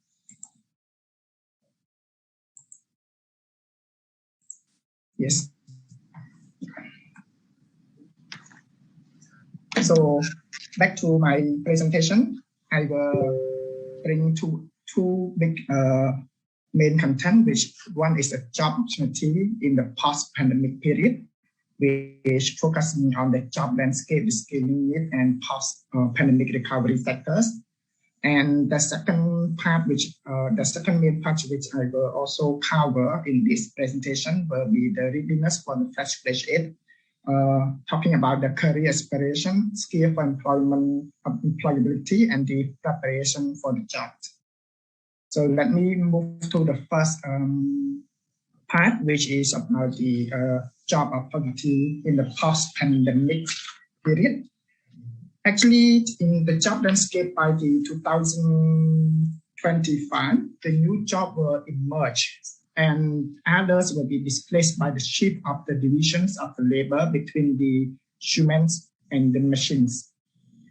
So as we can see that the current trends, machines take most of the people's jobs. So let me share you the growing job demand and the decreasing job demand based on the World Economics Forum document, which have been produced in 2020.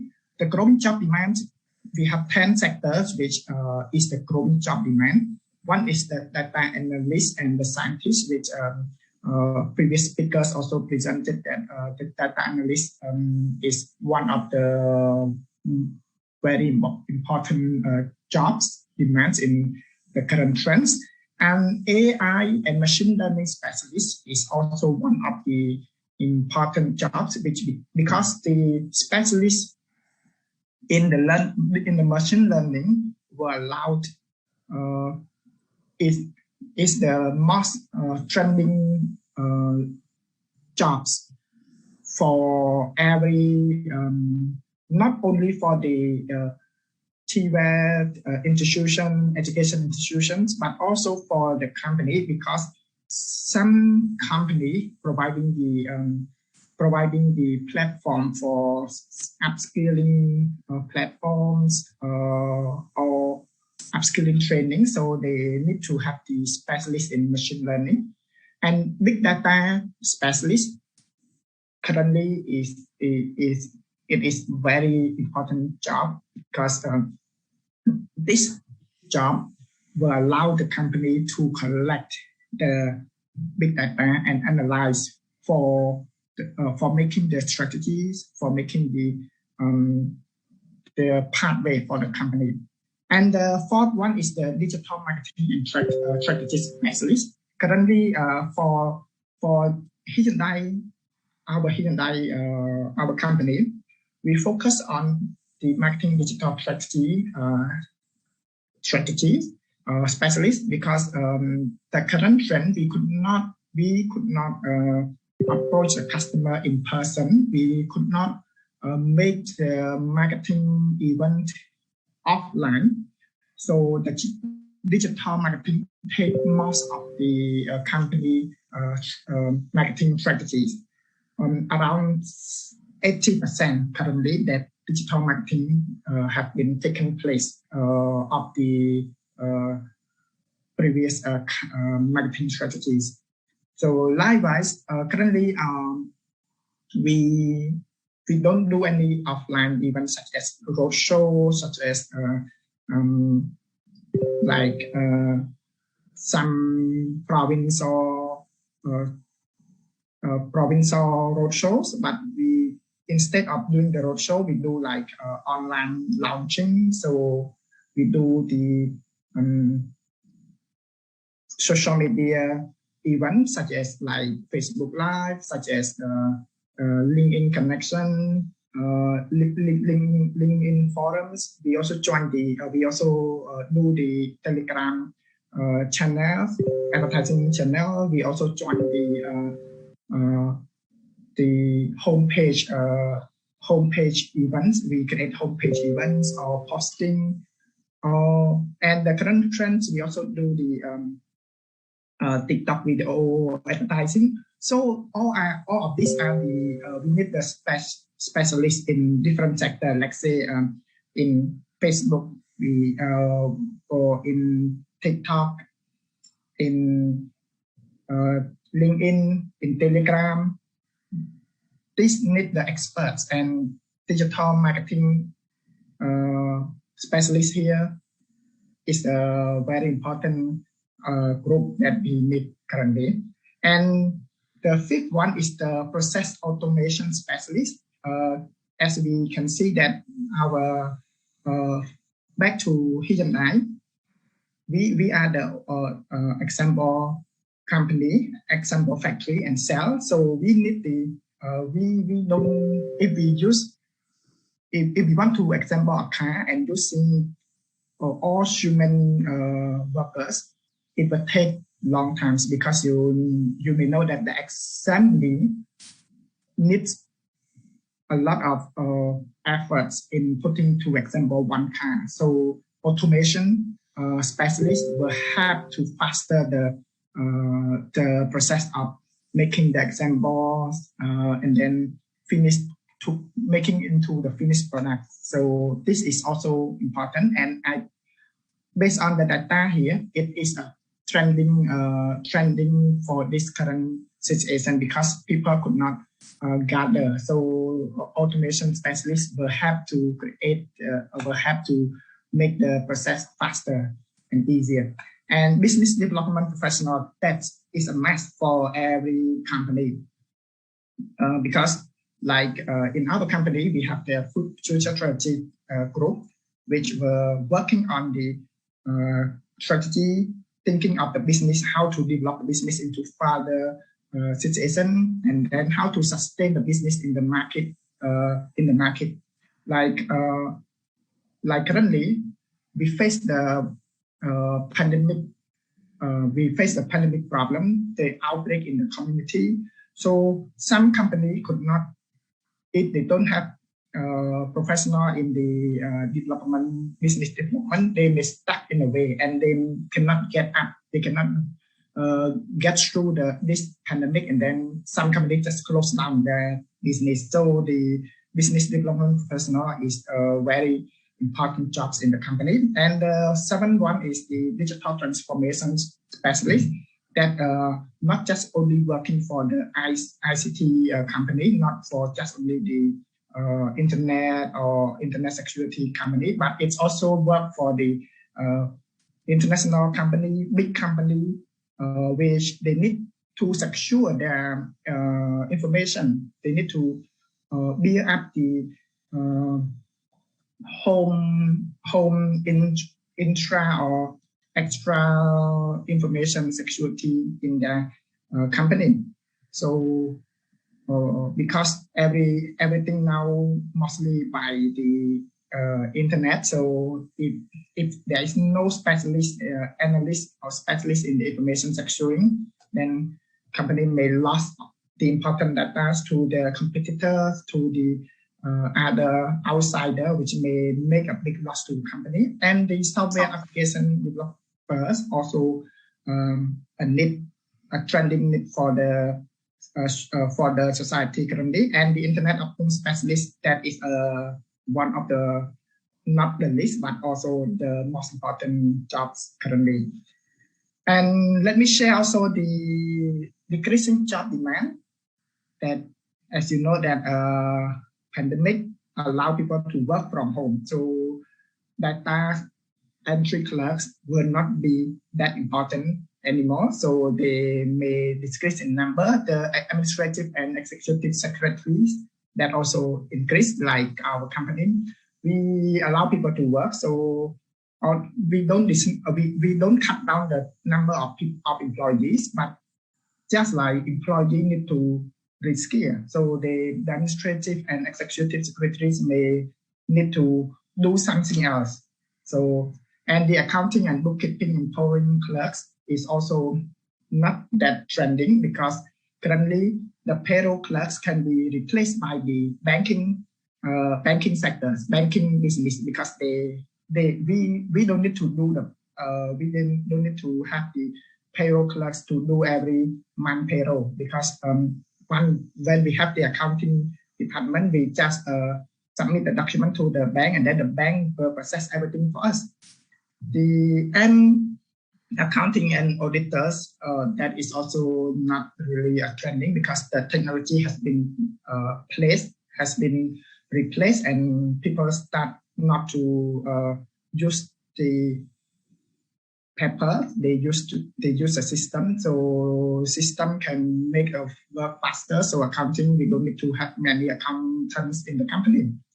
And the example and factory workers, as I said, like my company is a assembling company, so the workers will be replaced by automation machine.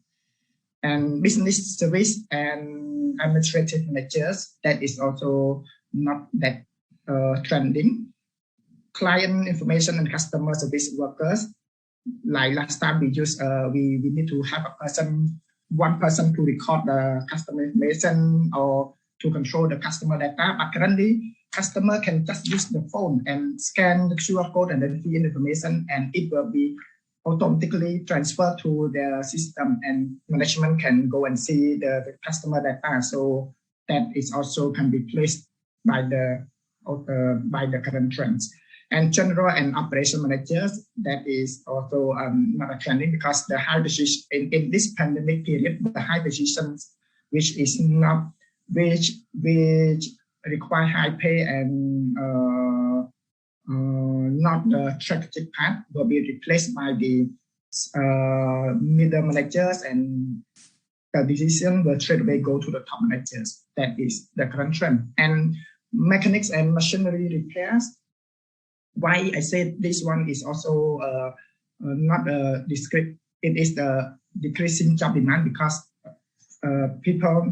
companies start to like do the automation process and checking and repairing. Some can be replaced by the automation machines. And the material recording and stock keeping clerks, as I said, clerks jobs is not that important anymore currently. It can replace by the current automation scanning and recording system that it is already in place. The second part, which I was share in this job objective in the past pandemic, is that we need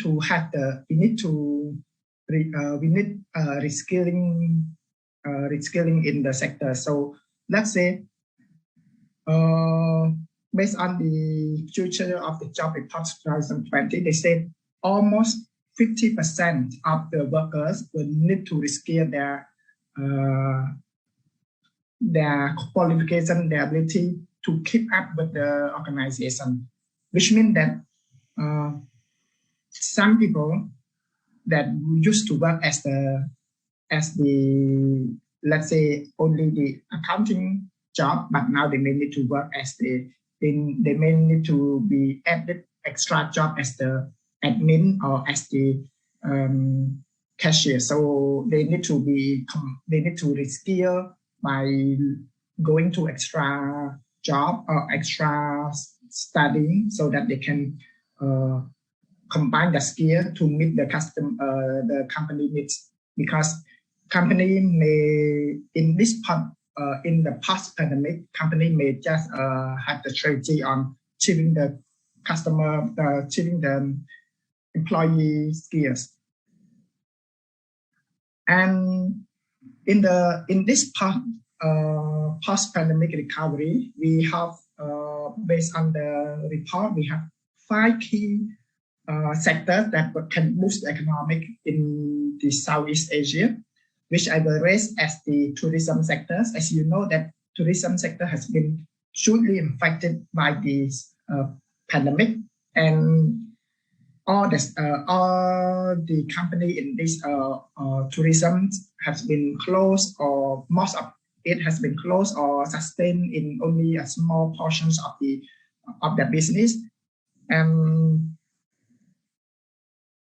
I believe that every country after the pandemic, they will focus on the tourism sector, which will robust the growth expected after putting more on the emphasis on the health and hygiene and taking care of these sectors, because this sector has been already hugely affected. So it will be back input by the government and supported by every sectors to make this sector growing again. And the second sector, so that is also an important sector that will promote economics, is the agro processing, which currently we can see the trends of putting the automation, putting the technology in the agro industry is also a very big trend. So they're shifting the demand from the export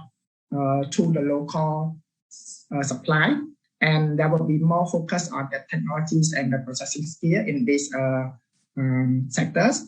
And the third sector, which also can boost the economic, is the garment sectors. As you can see that in Asia, in Southeast Asia, garment sectors play also a very important role in the economic recovery, because it has been like Cambodia or other country that we have faced the lockdown, so the operation has been minimized to small operations, and we could not supply to the buyers in the international market. So these sectors there will be more responses from the government to support these sectors, so that these sectors can grow again, and it will create more jobs after the pandemic, because this pandemic people lost jobs. So in the post-pandemic, the government will put more focus on government, so that people who lost a job in the pandemic can get back that job after the pandemic. And the fourth sectors is the electronic sectors, which we have seen the rising of the using the electronic items such as mobile phone, laptop, TVs, and others. This will be also one of the main sectors that can move the economic, because the rising demand of the customer in the electronics could not be met during the pandemic. So it will people will start to create that will create that demand after the pandemic. That is the things. And digital trade, of course, because digital trade in the pandemic they have been trying to develop more and more. So in the post-pandemic, it will be more booming to another stage, but not that focused, because the first four sectors have already been affected by this post-pandemic. So they will be more focused on this four sectors, but the digital trade, nevertheless, they will not be ignored. So it will be injected. There will be more activities. There will be also activities on this digital trade. And so these are the third point of the job opportunity after post-pandemic. And let me move to my second main presentation, which is focusing on the readiness for the fresh graduate. To share with you with this readiness for the fresh graduate, let me share with you the career aspiration. Actually, as a student to learn in the university, we need to not just only taking a skill to meet the family demand, or to be just only like, because people go to university to study this skill, many people to study this major, so I will need to study this major. That is not true. We need to have our career aspiration. And where does career aspiration come from? It may come from the success of anybody in the family, or you find the role models that have the success in their career, or you have the different you have a motivation from the people who are around you, your teachers, your father, your mothers, your friends, which seeing your ability, seeing your knowledge, and they motivate you to take the skill, to take any skill. Or you yourself have defining your goals. You say you put your goal, you want to be the professional auditor, you want to be the professional accountants, you want to be the professional clerks, you want to be the IT specialist, you want to be the strategy specialist. So that is your goal. So you define your own goal and you go for you go for that career. Or some people may have also create the checklist. They create the checklist and see what are the matches for their needs, the skills, the abilities. Or some people, they don't have that checklist that defining goal, but they have the career ladder. What is the career ladder? Which means that after they take the first career,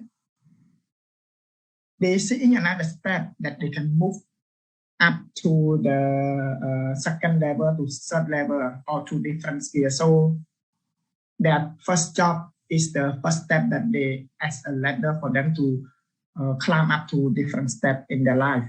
Or they have some people, they have the education qualification. The first qualification, let's say they take the bachelor degree in the management, but after that they don't go for any other career yet. They go for another education level. So the education qualification bring them to different career, which they will mark their life in the professional career, or strengths and weakness of their own strengths and their own weakness, making them not be able to catch up with what they want, but making them seeing that trend, then they may be transferred to different kinds of career. So these are the 7 main points which I want to raise in the career exploration. And let me move to the second point of this is the skill for employability. Mr. Ravan, yes, you have 2 minutes to wrap up your presentation. Thank you. So we have the skill for employability. We have one is a hard skill and soft skill. So as you know, the hard skill is what you learn in the university, what you learn in your life, what will be a teachable ability or a skill set that is easily to be quantified in the company, in the industry, in the organization, where this one is one of the main part. But when you go for the work, they may ask you for your soft skill. So what are the soft skills? Soft skills are known as people skill or interpersonal skill, which is like task performance, emotional regulation, collaboration, open-minded, engaging with others, and compound skills. So inside each of these 6 main skills, there will be different sub-skills, which like communication, engagement, and leadership skills. All of these are called soft skills, which you need to build up along with your hard skills so that you can obtain your jobs. And the last point that I will raise up is the preparing for the jobs. After you get your career expression, after you get your hard skill and your soft skill, please prepare for your first job. You should search for your ideal company, because your first company will be the ladder for your career life.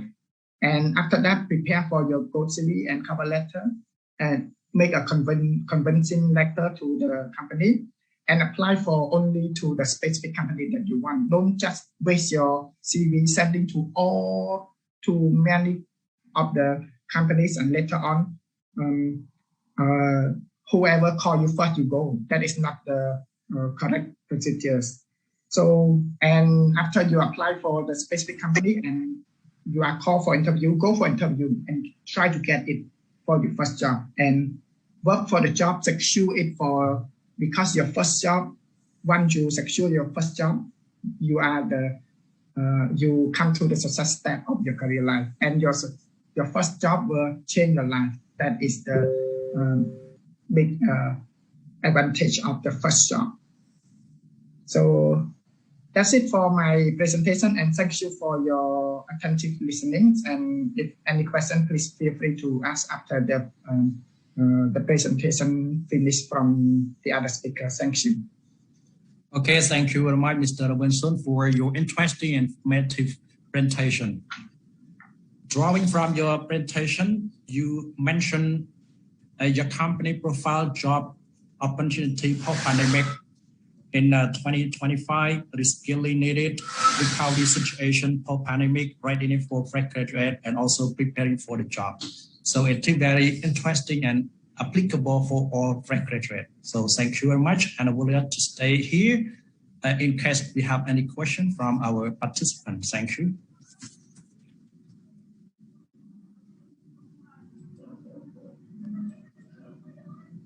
Up next, I would like to introduce and invite our last speaker for today's program, Mr. Michael Tulim, President of National ICT Confederation, the Philippines, to share his knowledge and experiences on online job opportunity in ICT and business process management. Mr. Michael Tulim received his master's degree in National Security and Administration at National Defense College, Quezon City, Zamboanga City. He also holds the important position, such as a president of Zamboanga ICT Council, a board member of Regional Technical Education Skill Development Committee, Testa 9, Zamboanga City. He is currently a president at National ICT Confederation of Philippines. Please allow me to hand over the floor to Mr. Michael Tulim for a presentation. Mr. Michael, the floor is yours. Thank you, Mr. Sun. Greetings to everyone here. I know it is a bit late and everybody's hungry. Greetings to my other co-presenters. Let me share my screen. So good morning, everyone. I'd like to introduce NICP first and tell you more about who is NICP and what we're about. NICP is a countryside movement. As you know, most if not all of the development happens in the prevalently big urban cities around the country. So we have Manila, we have Davao, we have Cebu.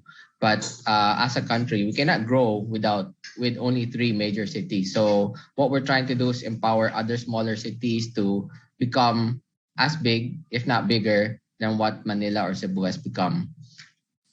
So we serve as a conduit between industry and our local government. I'm not really sure what the equivalent of local government would be for your countries, but we serve as that conduit since each city is actually managed by individual LGUs, so local government units. So what our vision is to be the recognized advocate for the countryside. As I've said, a lot of opportunities are only in urban areas and doesn't really flow down to the countryside cities.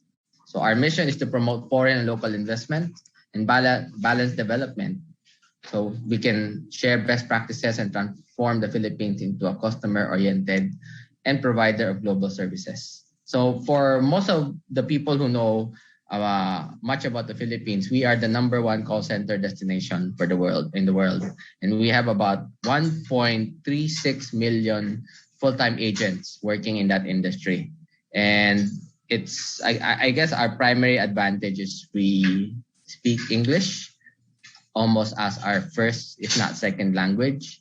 So it was a natural transition for us to actually take over another India, which used to have that #1 spot, and we have been expanding slowly. So I'll show you later how NICP was crucial into that expansion into the countryside. These are the first 10 ICT councils that was formed back in 2008, and the reason why we formed an ICT council is most LGUs were unfamiliar with the ICT landscape. Since most of them were probably from an older generation, we came in and worked with each LGU to ensure that we provide them as advisors, I guess, to provide them guidance on maybe what is needed by the BPO industry to support and grow that industry within their own cities. So through the years, we're now able to grow from 10 ICT councils to 3 to 83 ITT councils, and we're planning to grow that to over 100 over the next few years. So NICP has been instrumental in bringing more than 300,000 direct employment. So 300,000 of the 1.36 actually can be relatable or can be connected with what NICP has done. And if you look at the indirect employment out of that, usually we do a multiplier of 3 to 4. So that's over 1 million people employed in the BPO industry thanks to NICP. What is NICP doing to generate those employment numbers? Well, one, we bring, of course, the companies and link them with the LGUs, and we serve as the, I guess, negotiator for them whenever they need something or whenever they have questions about data, population, education growth, and all that. We serve as a conduit for industries to go to, so that whenever they want a certain data for a certain city, we would be there to reach out to the LGU for them. We also work with our newly formed Department of ICT, and they have been our instrumental partner in making sure that each city is also supported in terms of training, upskilling, and education. So we do a lot of engagement. Mostly, we do have our summits, our cluster conferences. We hold one every year, so 3 regional conferences and 1 national summit. We have a Digital Governance Awards. We work with our Department of Interior, Local Government, DILG. I'm not sure what the equivalent would be, but we give awards to our individual LGUs if they use ICT in a way that it improves the services that they give to the constituents. Digital Pilipinas is a program by DICT. Again, we're helping them implement that throughout the country. We actually serve as their extension arm throughout the countryside, being present in 83 cities. So we can partner with a lot of organizations, and usually our partnership, for example, with the likes of Microsoft, LinkedIn, Huawei, it's just about that. How do we bring their training to the countryside so that the industry has a need, and our people have a need to work. So we are able to link both of them together so that once somebody goes through the training that has been recommended for them, usually 9 out of 10 times they'll be able to get work right after graduating and getting a certificate. These are the Digital Philippines program of the ICT. I've just listed them. We've just listed them down just to show you what we're doing. Digital workplace. It's like a co-working space. Digital classroom, because of the online work, online classes happening now. So mainly all of this is all about interconnectivity and connecting people to the internet. So NICP, like I said, we have a partnership with Go Philippines, which represents Microsoft and LinkedIn. We started this last September 2020. We want to help people who are impacted by COVID-19 to gain the skills that they need so that they can either transition to a new industry or upskill themselves for a better place in the workforce. So this is what we want, and with our partnership, we want to empower every person. So that means that ensuring that everyone has the skills, knowledge, and opportunity to succeed in the digital economy. And we do this again with the partnership of Microsoft, LinkedIn. Even our own DICT has their own content. So we are not a content provider. We just link them with industry so that the training actually comes from the industry themselves, so that in a way, when they go through the training, the company that hires them is assured that they would have all the needed basic knowledge needed so that they can be productive. Our city right now to try to develop our own content, and that is the newest, I guess, partnership we have in place. So the problems we need to solve now, of course, everyone's going through that economic crisis. We're probably returning to a different economy, a different normal way of life. So we need to really upskill our current workforce, because what they used to do will not be available for them when they return. And this has been shown by our previous presenters as well. So certain employers really look at certifications. So we help also our students get certified. We are also able to extend sometimes discounts that Microsoft graciously gives us, LinkedIn graciously gives us, with the hope of getting those students into the program and eventually finding them work. Either they end up getting hired by a Microsoft partner, or if not, a Huawei partner. So together, we hope we can ensure that our fellow men will have the skills they need so that they can succeed. So that is actually it. Thank you very much for being here. I kept my presentation short because I know everyone is hungry, but if there are any questions or any queries, please email me at president@nicp.org.ph. Muchísimas gracias, everyone. Thank you.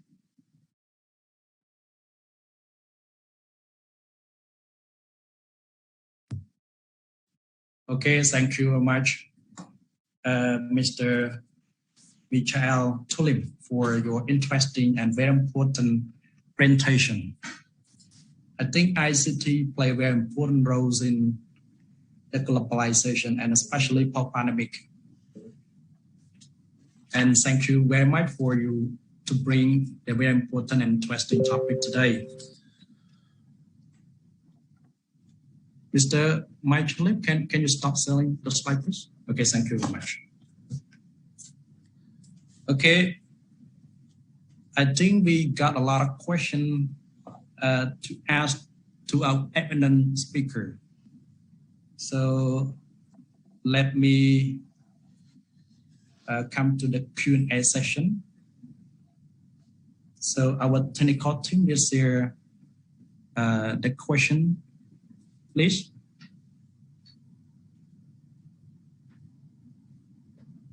Okay, wait a few minutes.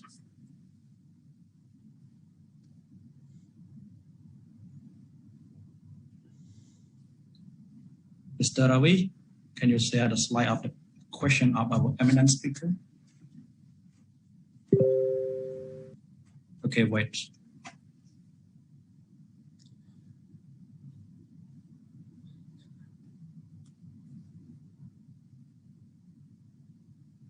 Mr. Ravi?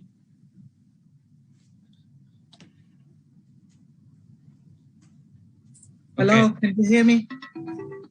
Yeah. Hello. Yeah, share the slide of the question, please. Hold on, please. Can you see it? Can you see it now? Okay, thank you very much.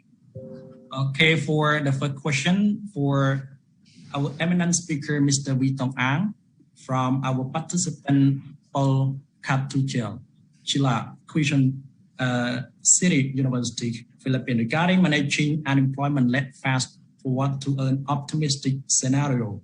In July the 21st, more economies in the world have recovered. What do you hope will have changed to make it a better economy? So, please. Yeah, I've answered it in the chat window, but I think verbally, I mean, this is my personal view. I don't think the economies would ever return to its original state. We're seeing the half-life of skills shrinking or shortening, and at least from a global economy's point of view or global industry's point of view, we're seeing a very rapid adoption of technologies. So giving you an example, right? Because of e-commerce that is prevalent in this pandemic, we realize that some roles have significantly changed in terms of skills requirements. So, for example, right, in this role as a retail assistant, they used to be, skills, the requirements, the skills requirements used to be like, you need to know how to use the point of sale systems. You need to be customer friendly. You need to shutter the door after the end of the day, that kind of thing. And, but we have seen a huge, digital, skills requirement on retail sales assistant, especially in omni-channel marketing, where retail store assistant today, right, needs to be able to use, e-commerce platforms to know how to take nice pictures of their boss's products and put it on omni-channel for marketing. And that's why I feel that I see this huge shift, and I think what people needs to know is really what these shifts are, going down to the specific examples, specific skill sets, instead of saying general things like we need digital transformation in all our occupations and roles, because that's too broad a statement.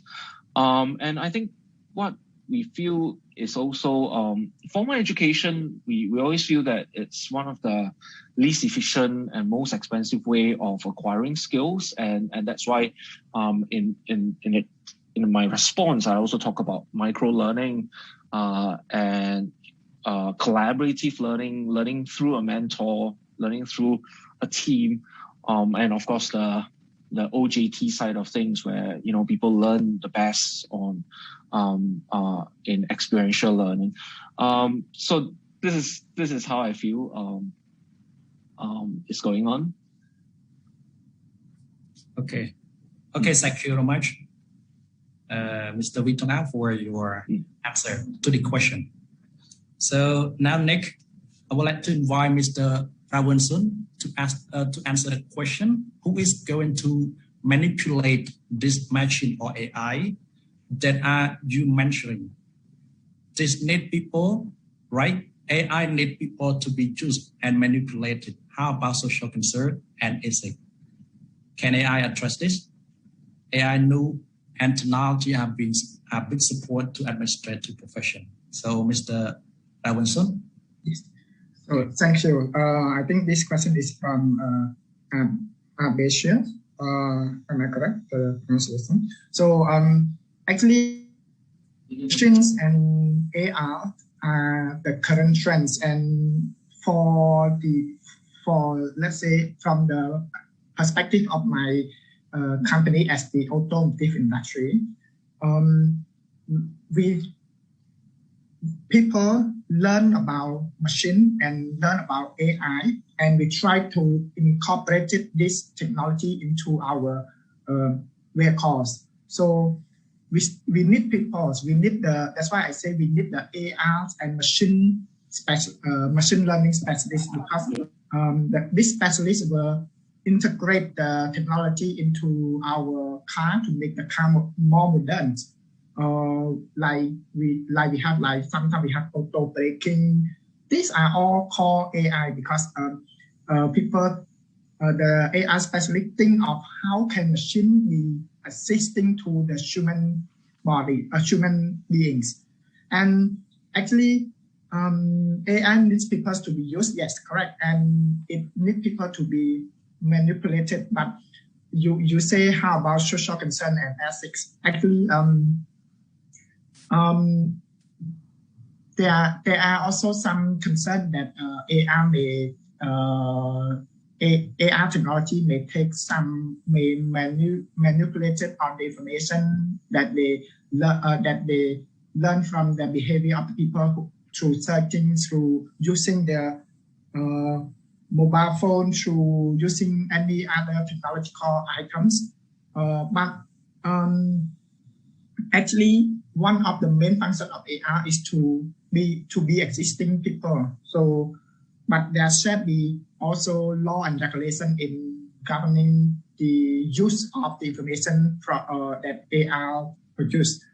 And as you mentioned, yes, AR is a new and is a technology that will support in the administrative professional. Yes, I agree, because to the extent that AR is injected into different kinds of technological companies, and one of the main part of the AR is to existing people's life. That is my answer to your question, and hope you get it. Thank you, sir. Mr. Sun, thank you.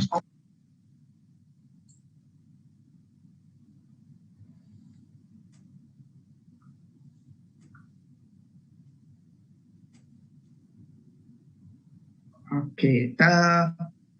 I think this is the second question that is raised. If there is an urgent need for reskilling our future workers, does it mean that we also have to change or upgrade our present education curriculum that we are using to adapt the demands for competent workers by 2025? Actually,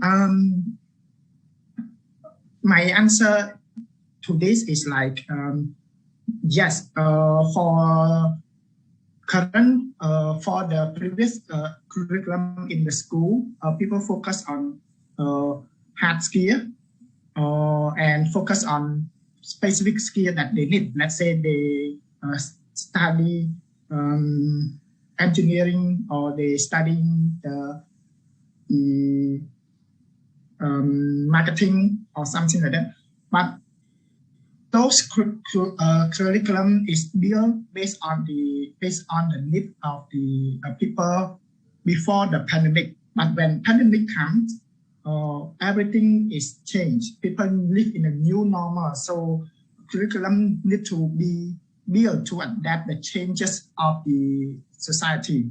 So in this present period, many universities, many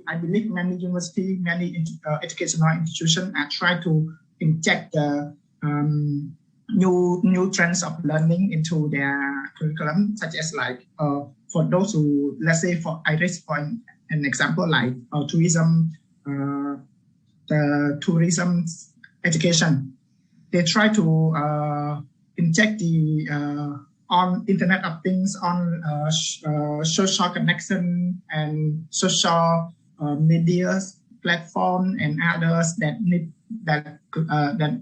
make them connect with their customer into the curriculum. If they stick to the previous curriculum, they may not produce the human results to the market, to the right market, because the market now they don't use the ancient ways of working.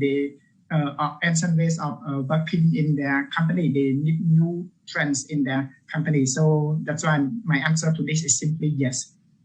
Okay, thank you very much, Mr. Robinson, for your answer. Okay, next I would like to refer the question to Dr. Marky Steven. The presentation elucidated the information a stakeholder like a faculty need to know about the challenge and opportunity of online learning amid the pandemic and the available technologies. So I think this is the answer. Okay, please. Yes, that's a great question. And before I answer this one, I'd like to add with what Mr. Sun said, and it also intersects with Wee Kong. These are really, really good questions. And concerning the one that was just asked on curriculum updating, when I started my career out almost 40 years ago in vocational education internationally, the expectation was that probably once in your career, you would update the curriculum. You know, it was once a generation almost, unless it was a new course, of course. You know, but then it become a static set piece for a long time, because back then, and it shows how ancient I am, you know, things were much more static. They were changing, but not that fast. And so as Wee Chung said, you know, the half-life of technology and learning is shrinking, you know, and what he means by that is the period that we have to update is growing shorter and shorter. And I've spoken about this for decades, actually, that has actually been happening very slowly over the last few decades. And, you know, rather than once every 20 years, then it was once every 15, 10, 5. And even as of, I would say, a few years ago, I've seen many schools and institutions go to annual updating of their curriculums. And if you aren't doing that yet, you should, you know, because, and this is where technology is changing so fast now, we probably need to evolve learning to be not a set piece, learning piece by the professor, but a joint learning exercise in which new technologies are constantly explored through each session of the course. And so we get into a methodology and mindset of continuous exploratory learning. And this is wonderful for keeping your curriculum fresh. It's also probably the most important lesson you can teach the student is how to learn. how to face the challenges of new technologies come up. How do you acquire those? And doing that in a group with the mentorship of the teacher can be a fascinating and probably the most productive learning experience you can have. But this changes what we do in the classroom. Our teachers have to learn how to do that exploratory learning, which many do not do, and they're a little bit afraid of it. But actually, it's a very invigorating experience. We just have to alter our mindset and how we teach on that. So that's about the curriculum learning. And the other thing about AI, I thought an awful lot about this in terms of how we use AI in education, and particularly when we transition to digital learning, we have more opportunity to use AI, not in a bad way, and not in a way that actually I think compromises our ethics, but it would be more akin to what is happening on social media. We use AI for social media to know your ad choices or to guide the ad choices that you're fed, through Facebook and everything like this. And there they look at your preferences, your choices and things, and that is happening to most people in social media. However, that's a very trivial and small-minded use of AI, just for ad choices, although it's driven by a big industry and a lot of money. Imagine if we could take that type of technology and then apply this to your learning preferences, how you learn, what you need to learn. If that was combined with like Wei Tong's diagrams on the skill sets and stuff, showing what you need to know, and then helping the tailor the information that would be the body of learning that is available to acquire, to focus that body of learning on what each student needs to know and help guide them through that. That would be a tremendous use of AI. So AI can be a powerful analytical tool for the teacher to help focus and mentor into the student for this. And this would be a good use of learning. It is what all of us as educators try to do, is to tailor learning to the student. And these types of tools can make it easier to do. In terms of the information, the stakeholder, the faculty needs to know about change, the opportunities of online learning. This is a big challenge, because not everybody is keeping up with all the changes in information, and spreading that information out to both individual teachers and institutions and the ministries is really important, because we are seeing some schools, teachers, and governments move faster. We're seeing others get more confused and stuck. So sharing this type of information at sessions like this, I think, is a great way to do this. At the end of August, we'll be also doing a session for the Asian Development Bank, just exactly about this, of how does one transition to digital learning? How do you develop a roadmap for this? What type of capacity building do you need to do in your schools? What type of changes do you need to make to your institution, to your curriculum, to your pedagogy?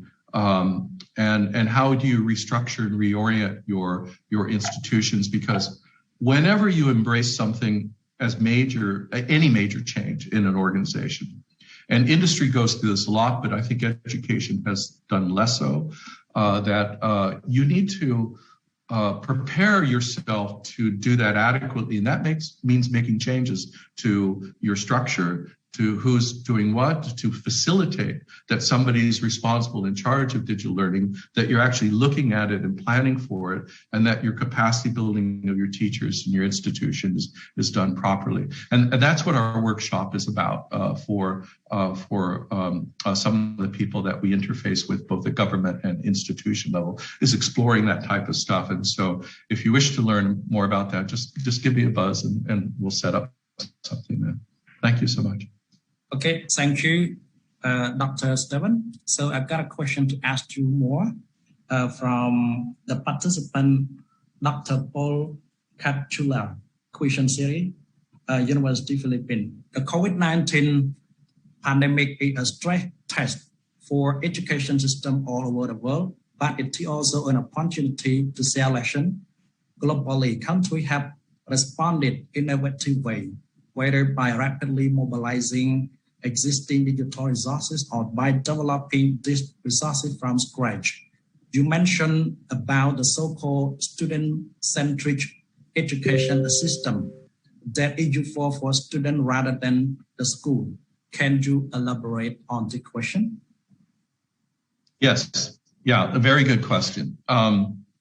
In a lot of teaching methodology and how we prepare the teachers, often we may not say that the teaching is student-centric. So teacher-centric and student-centric. Teacher-centric is what we've done a lot of. And our institutions, for the most part, were designed out of that approach. Our institutions were, educational institutions were designed to group people together, make them learn together, lockstep together, and the presentation organization was done on a very much almost industrial scale or militaristic scale, because actually a lot of skill training actually came from the military that originally, when people had to be trained for skills. In the US, it was a huge push from World War II and into doing quick skills training. And so it's organized from the convenience of the institution and the convenience of the teacher. So you group everybody together and the teacher's imparting their information and the student tries to keep up. This is teacher-centric, it's institution-centric, it's what most of our institutions practice to a large extent. Student-centric is placing the individual needs first. And a good place to reference point, and I'll put the link up in the chat, is ISTE. In the US, the International Society of Technology and Education. And it's very easy. It's www.iste.org. And although they concentrate in K-12, they have some very good guidelines for student-centric learning. And so I suggest that you check that out. And in this way, this is about pedagogy, what I was talking about before. Pedagogy is designing your training program so it caters to the needs of the student. So what does the student need to know? What skill sets does he want to know? And so by how we would change the institution is that we would restructure, get away from our faculties and departments that are rather rigid. You're going to do an engineering degree in electrical engineering. It's going to take you 4 years and you have to go through this process. You break it down to where you can take parts of that and combine it. We're in an age of what I call converging technologies and multiple skill sets required for any particular job, and that's shifted. Industry is becoming more fluid in the workplace. We need to make education also fluid in the in the learning place, and that means that the student is not locked into a rigid learning program, but actually can even evolve their program as they go through their learning history, which is not going to be a 1, 2, or 3 or 4 year period. It should be throughout their whole life, and they should be having a long-term view towards what they're learning and when they need to learn it. So those are some tips that I have for that, and it could really transform the way that our institutions are, how we teach, how we offer learning, where we offer learning, when we offer learning to the students. And just one last final point. I really think that we're in the age of just-in-time learning, because this is what's happening in industry. A new skill rises up. You need to know that. I need to know that now. I just need this piece of information. I want to learn it when I need it. I don't want to learn it 10 years ago, because that's going to be outdated. So you want learning to be fresh when you need it. And this is just-in-time learning. And if we restructure our learning system to deliver that, that would be a great benefit not only to our existing student body, but also to professionals and people who are already working, because they could slip into that too. So keep that phrase in mind, just-in-time learning. Thank you so much. Okay, thank you very much, Dr. Stephen Markey, for your answer to the question. So up next, I would like to invite Ms. Wang Lin to answer one question from our participants. Ms. Wang Lin, are you here with us? Hello, yes. Okay, now I would like to read a question for you, and I would like to answer it as short as possible because of time. Yes. So the question from our participant is, what are the possible fusion of various technological digitalization that can be applied in the tourism industry that hopefully integrate small businesses in the post-pandemic era?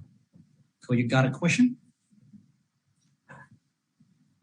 what are the possible fusion or blend of various technological digitalization that can be applied in the tourism industry that can that hopefully integrate small business in the post-pandemic era.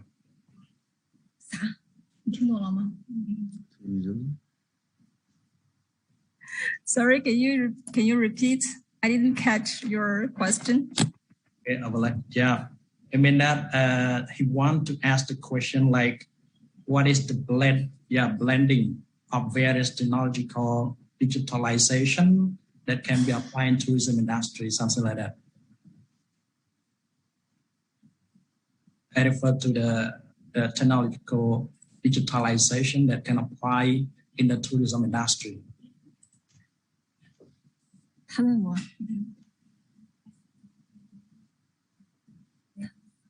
是那个什么，就是那个在旅游方面的那个啊，对呀，数字化在旅游方面的，那我咋知道？tourism. Okay, our technical team can stop there and copy the question into the.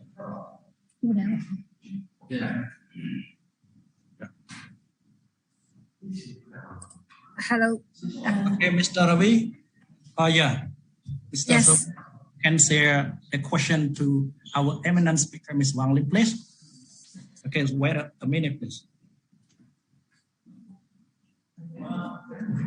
I have just one comment to jump in here on this, and sorry, Lynn, but this might help you out, get you started. That in the tourism sector, which has been very hard hit in the pandemic, Southeast Asia, that's a big driver of industry here. And so we've had a lot of people out of work. We've had a lot of people out of work for a year and a half, and this is probably going to go on for another half a year at least. Whenever you have people out of work for 2 years, that's unprecedented. That's just amazing. And so you can expect that most of these skilled people that were skilled before are not going to go back into that industry. They found something else to do. Some may go back. So we're probably going to have a shortage of skilled people. And so I think one of the things that we need to be prepared for in Southeast Asia is to step up and ramp up our retraining for the tourism sector. So where they need it, like the hotel industry and stuff like this, they're going to need people to be retrained because they're going to have fresh graduates. There's now 2 years later, and the people that filled that job before are not coming back into that job, and they're going to need training to go in there. And so this is one thing that we can do, whether that's in person, online, however we can do that would be great. That's my thoughts about that. Yeah. Thank you.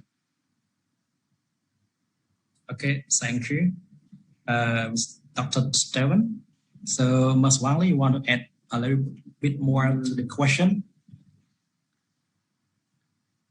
Tuloy-tuloy pa rin, no? Hanggang ngayon, no? If you have any idea or any suggestion to the question, I would like to end our Q&A session because of the limited time. And I would like to say sorry for other question from a participant. Okay, right now, distinguished guests, ladies and gentlemen, our program is about to come to the end. And to officially close the webinar, I would like to introduce and invite Mr. Oh Yok Bin, Chief Officer of Institute of Technical Education, to deliver his closing remark. Mr. Oh graduated a Bachelor of Surveying from the University of Newcastle, Australia in 1980. He obtained his master's degree of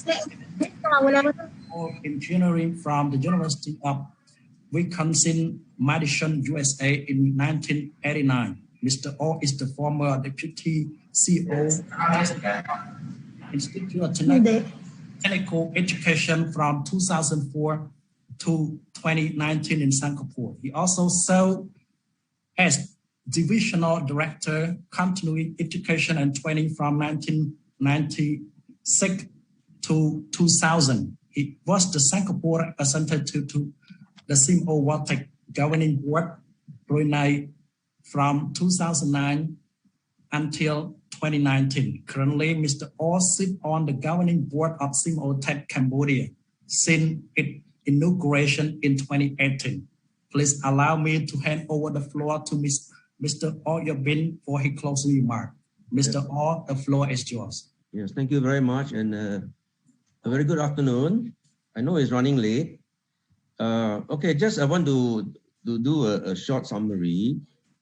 Basically, we heard from all the 5 speakers, right? It is very obvious that the COVID pandemic has brought about an acceleration of the usage of digital services. Right, this is an area that will be even accelerate even faster after the COVID period. Right, during this period, we find that there are so many new applications, such as contact tracing, mapping interfaces, data analytics, video conferencing, e-commerce.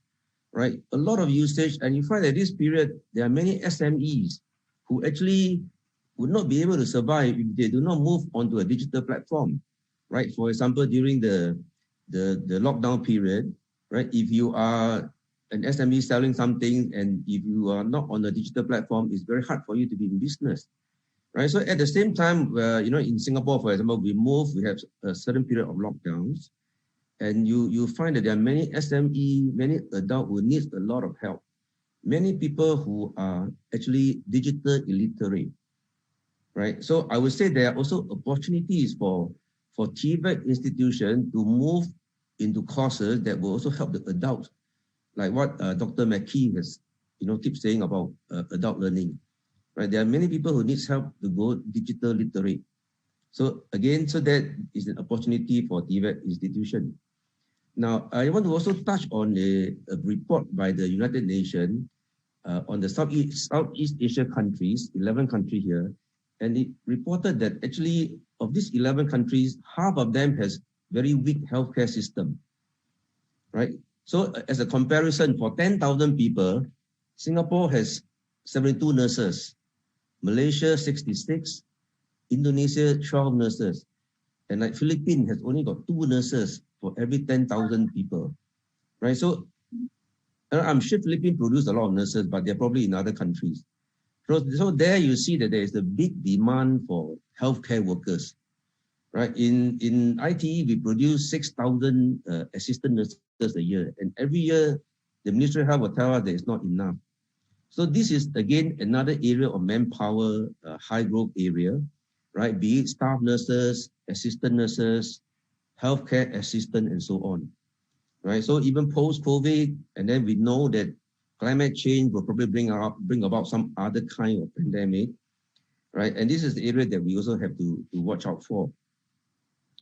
Now,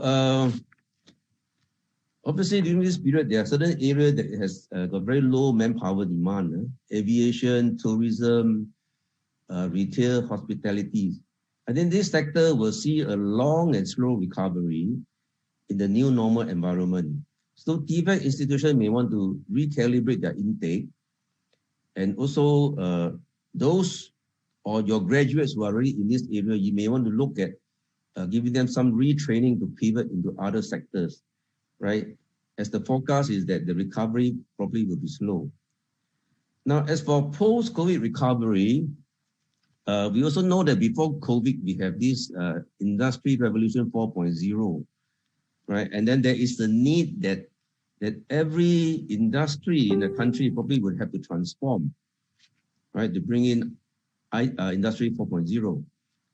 Now, the pace will definitely, this structural industry transformation will definitely accelerate after post-COVID, right? So if your country, the industry association, together with the government can work out a roadmap, and this will help the TVET institution a lot, right? In Singapore, we have 23 industry transformation maps, which is constantly being revised, right? We, based on this map, the training institution will look at it and see what are the new areas that we need to go in, because no point for the institution to go on its own if the industry is not moving in tandem, right? So take an example, artificial intelligence curriculum.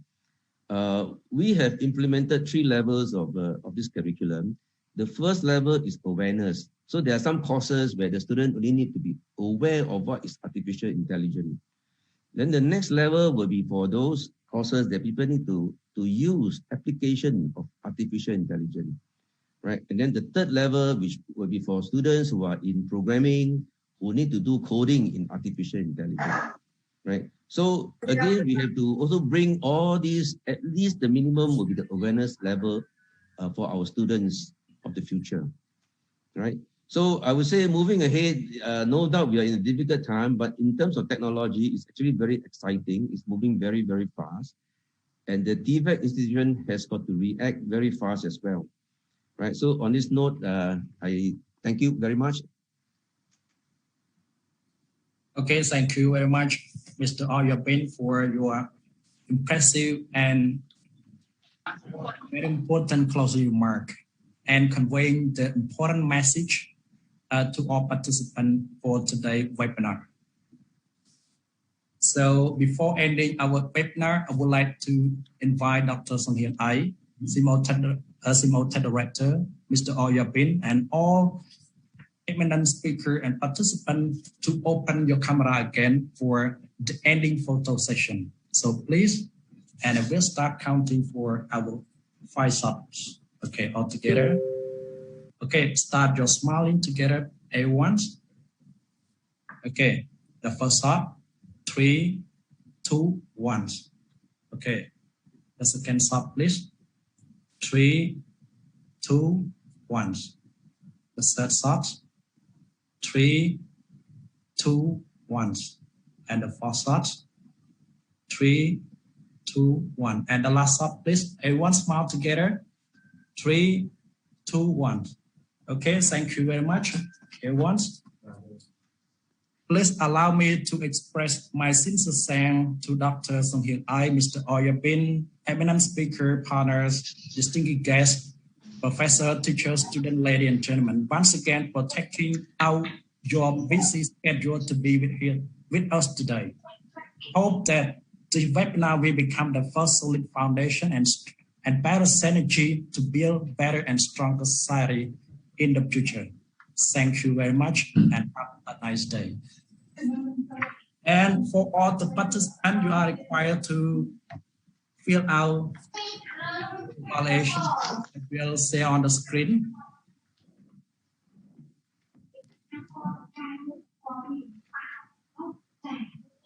Okay, you can scan the barcode here in order to evaluate this webinar. So thank you very much.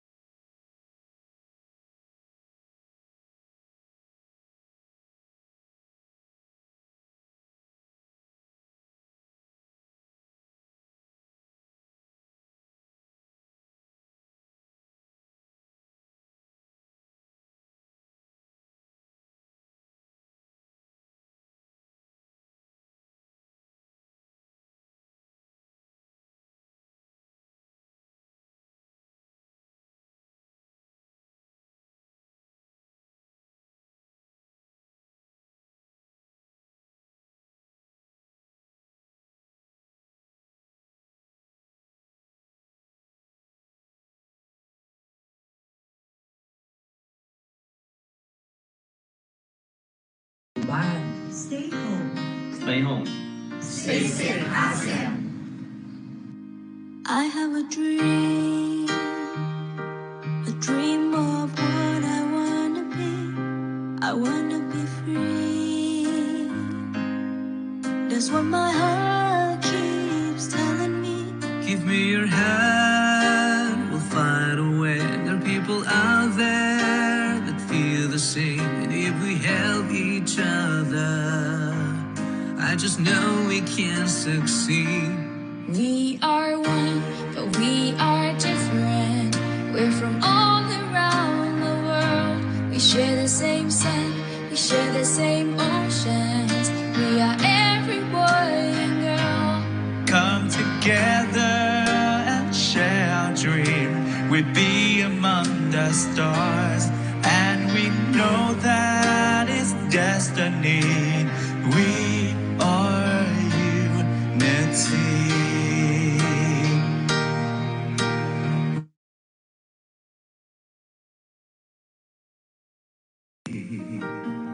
I do believe,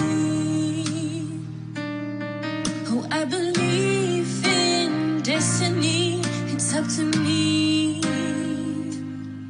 to make it into reality. Give me your hand, we'll find a way. There are people out there that feel the same. If we help each other, I just know we can succeed. We are one, but we are different. We're from all around the world. We share the same sun, we share the same oceans. We are every boy and girl. Come together and share our dreams. We'll be among the stars, and we know that it's destiny, that we are unity. No matter where you're from or who you are, If we can find a common place to be, then we are friends. Oh. we are one, but we are different. We're from all around the world. We share the same sun, we share the same oceans. Ooh. We are one, but we are different. We're from all around the world. We share the same sun, we share the same oceans. We are every boy and girl. Come together and share our dreams. We'll be among the stars, and we know that it's destiny, that we are unity. We are unity. We are unity. It's destiny, that we are unity.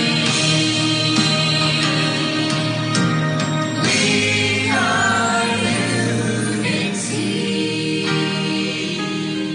Bye everyone. Goodbye. Thank you very much. Thank you. See you later, everyone. Goodbye. Stay home. Stay safe, ASEAN.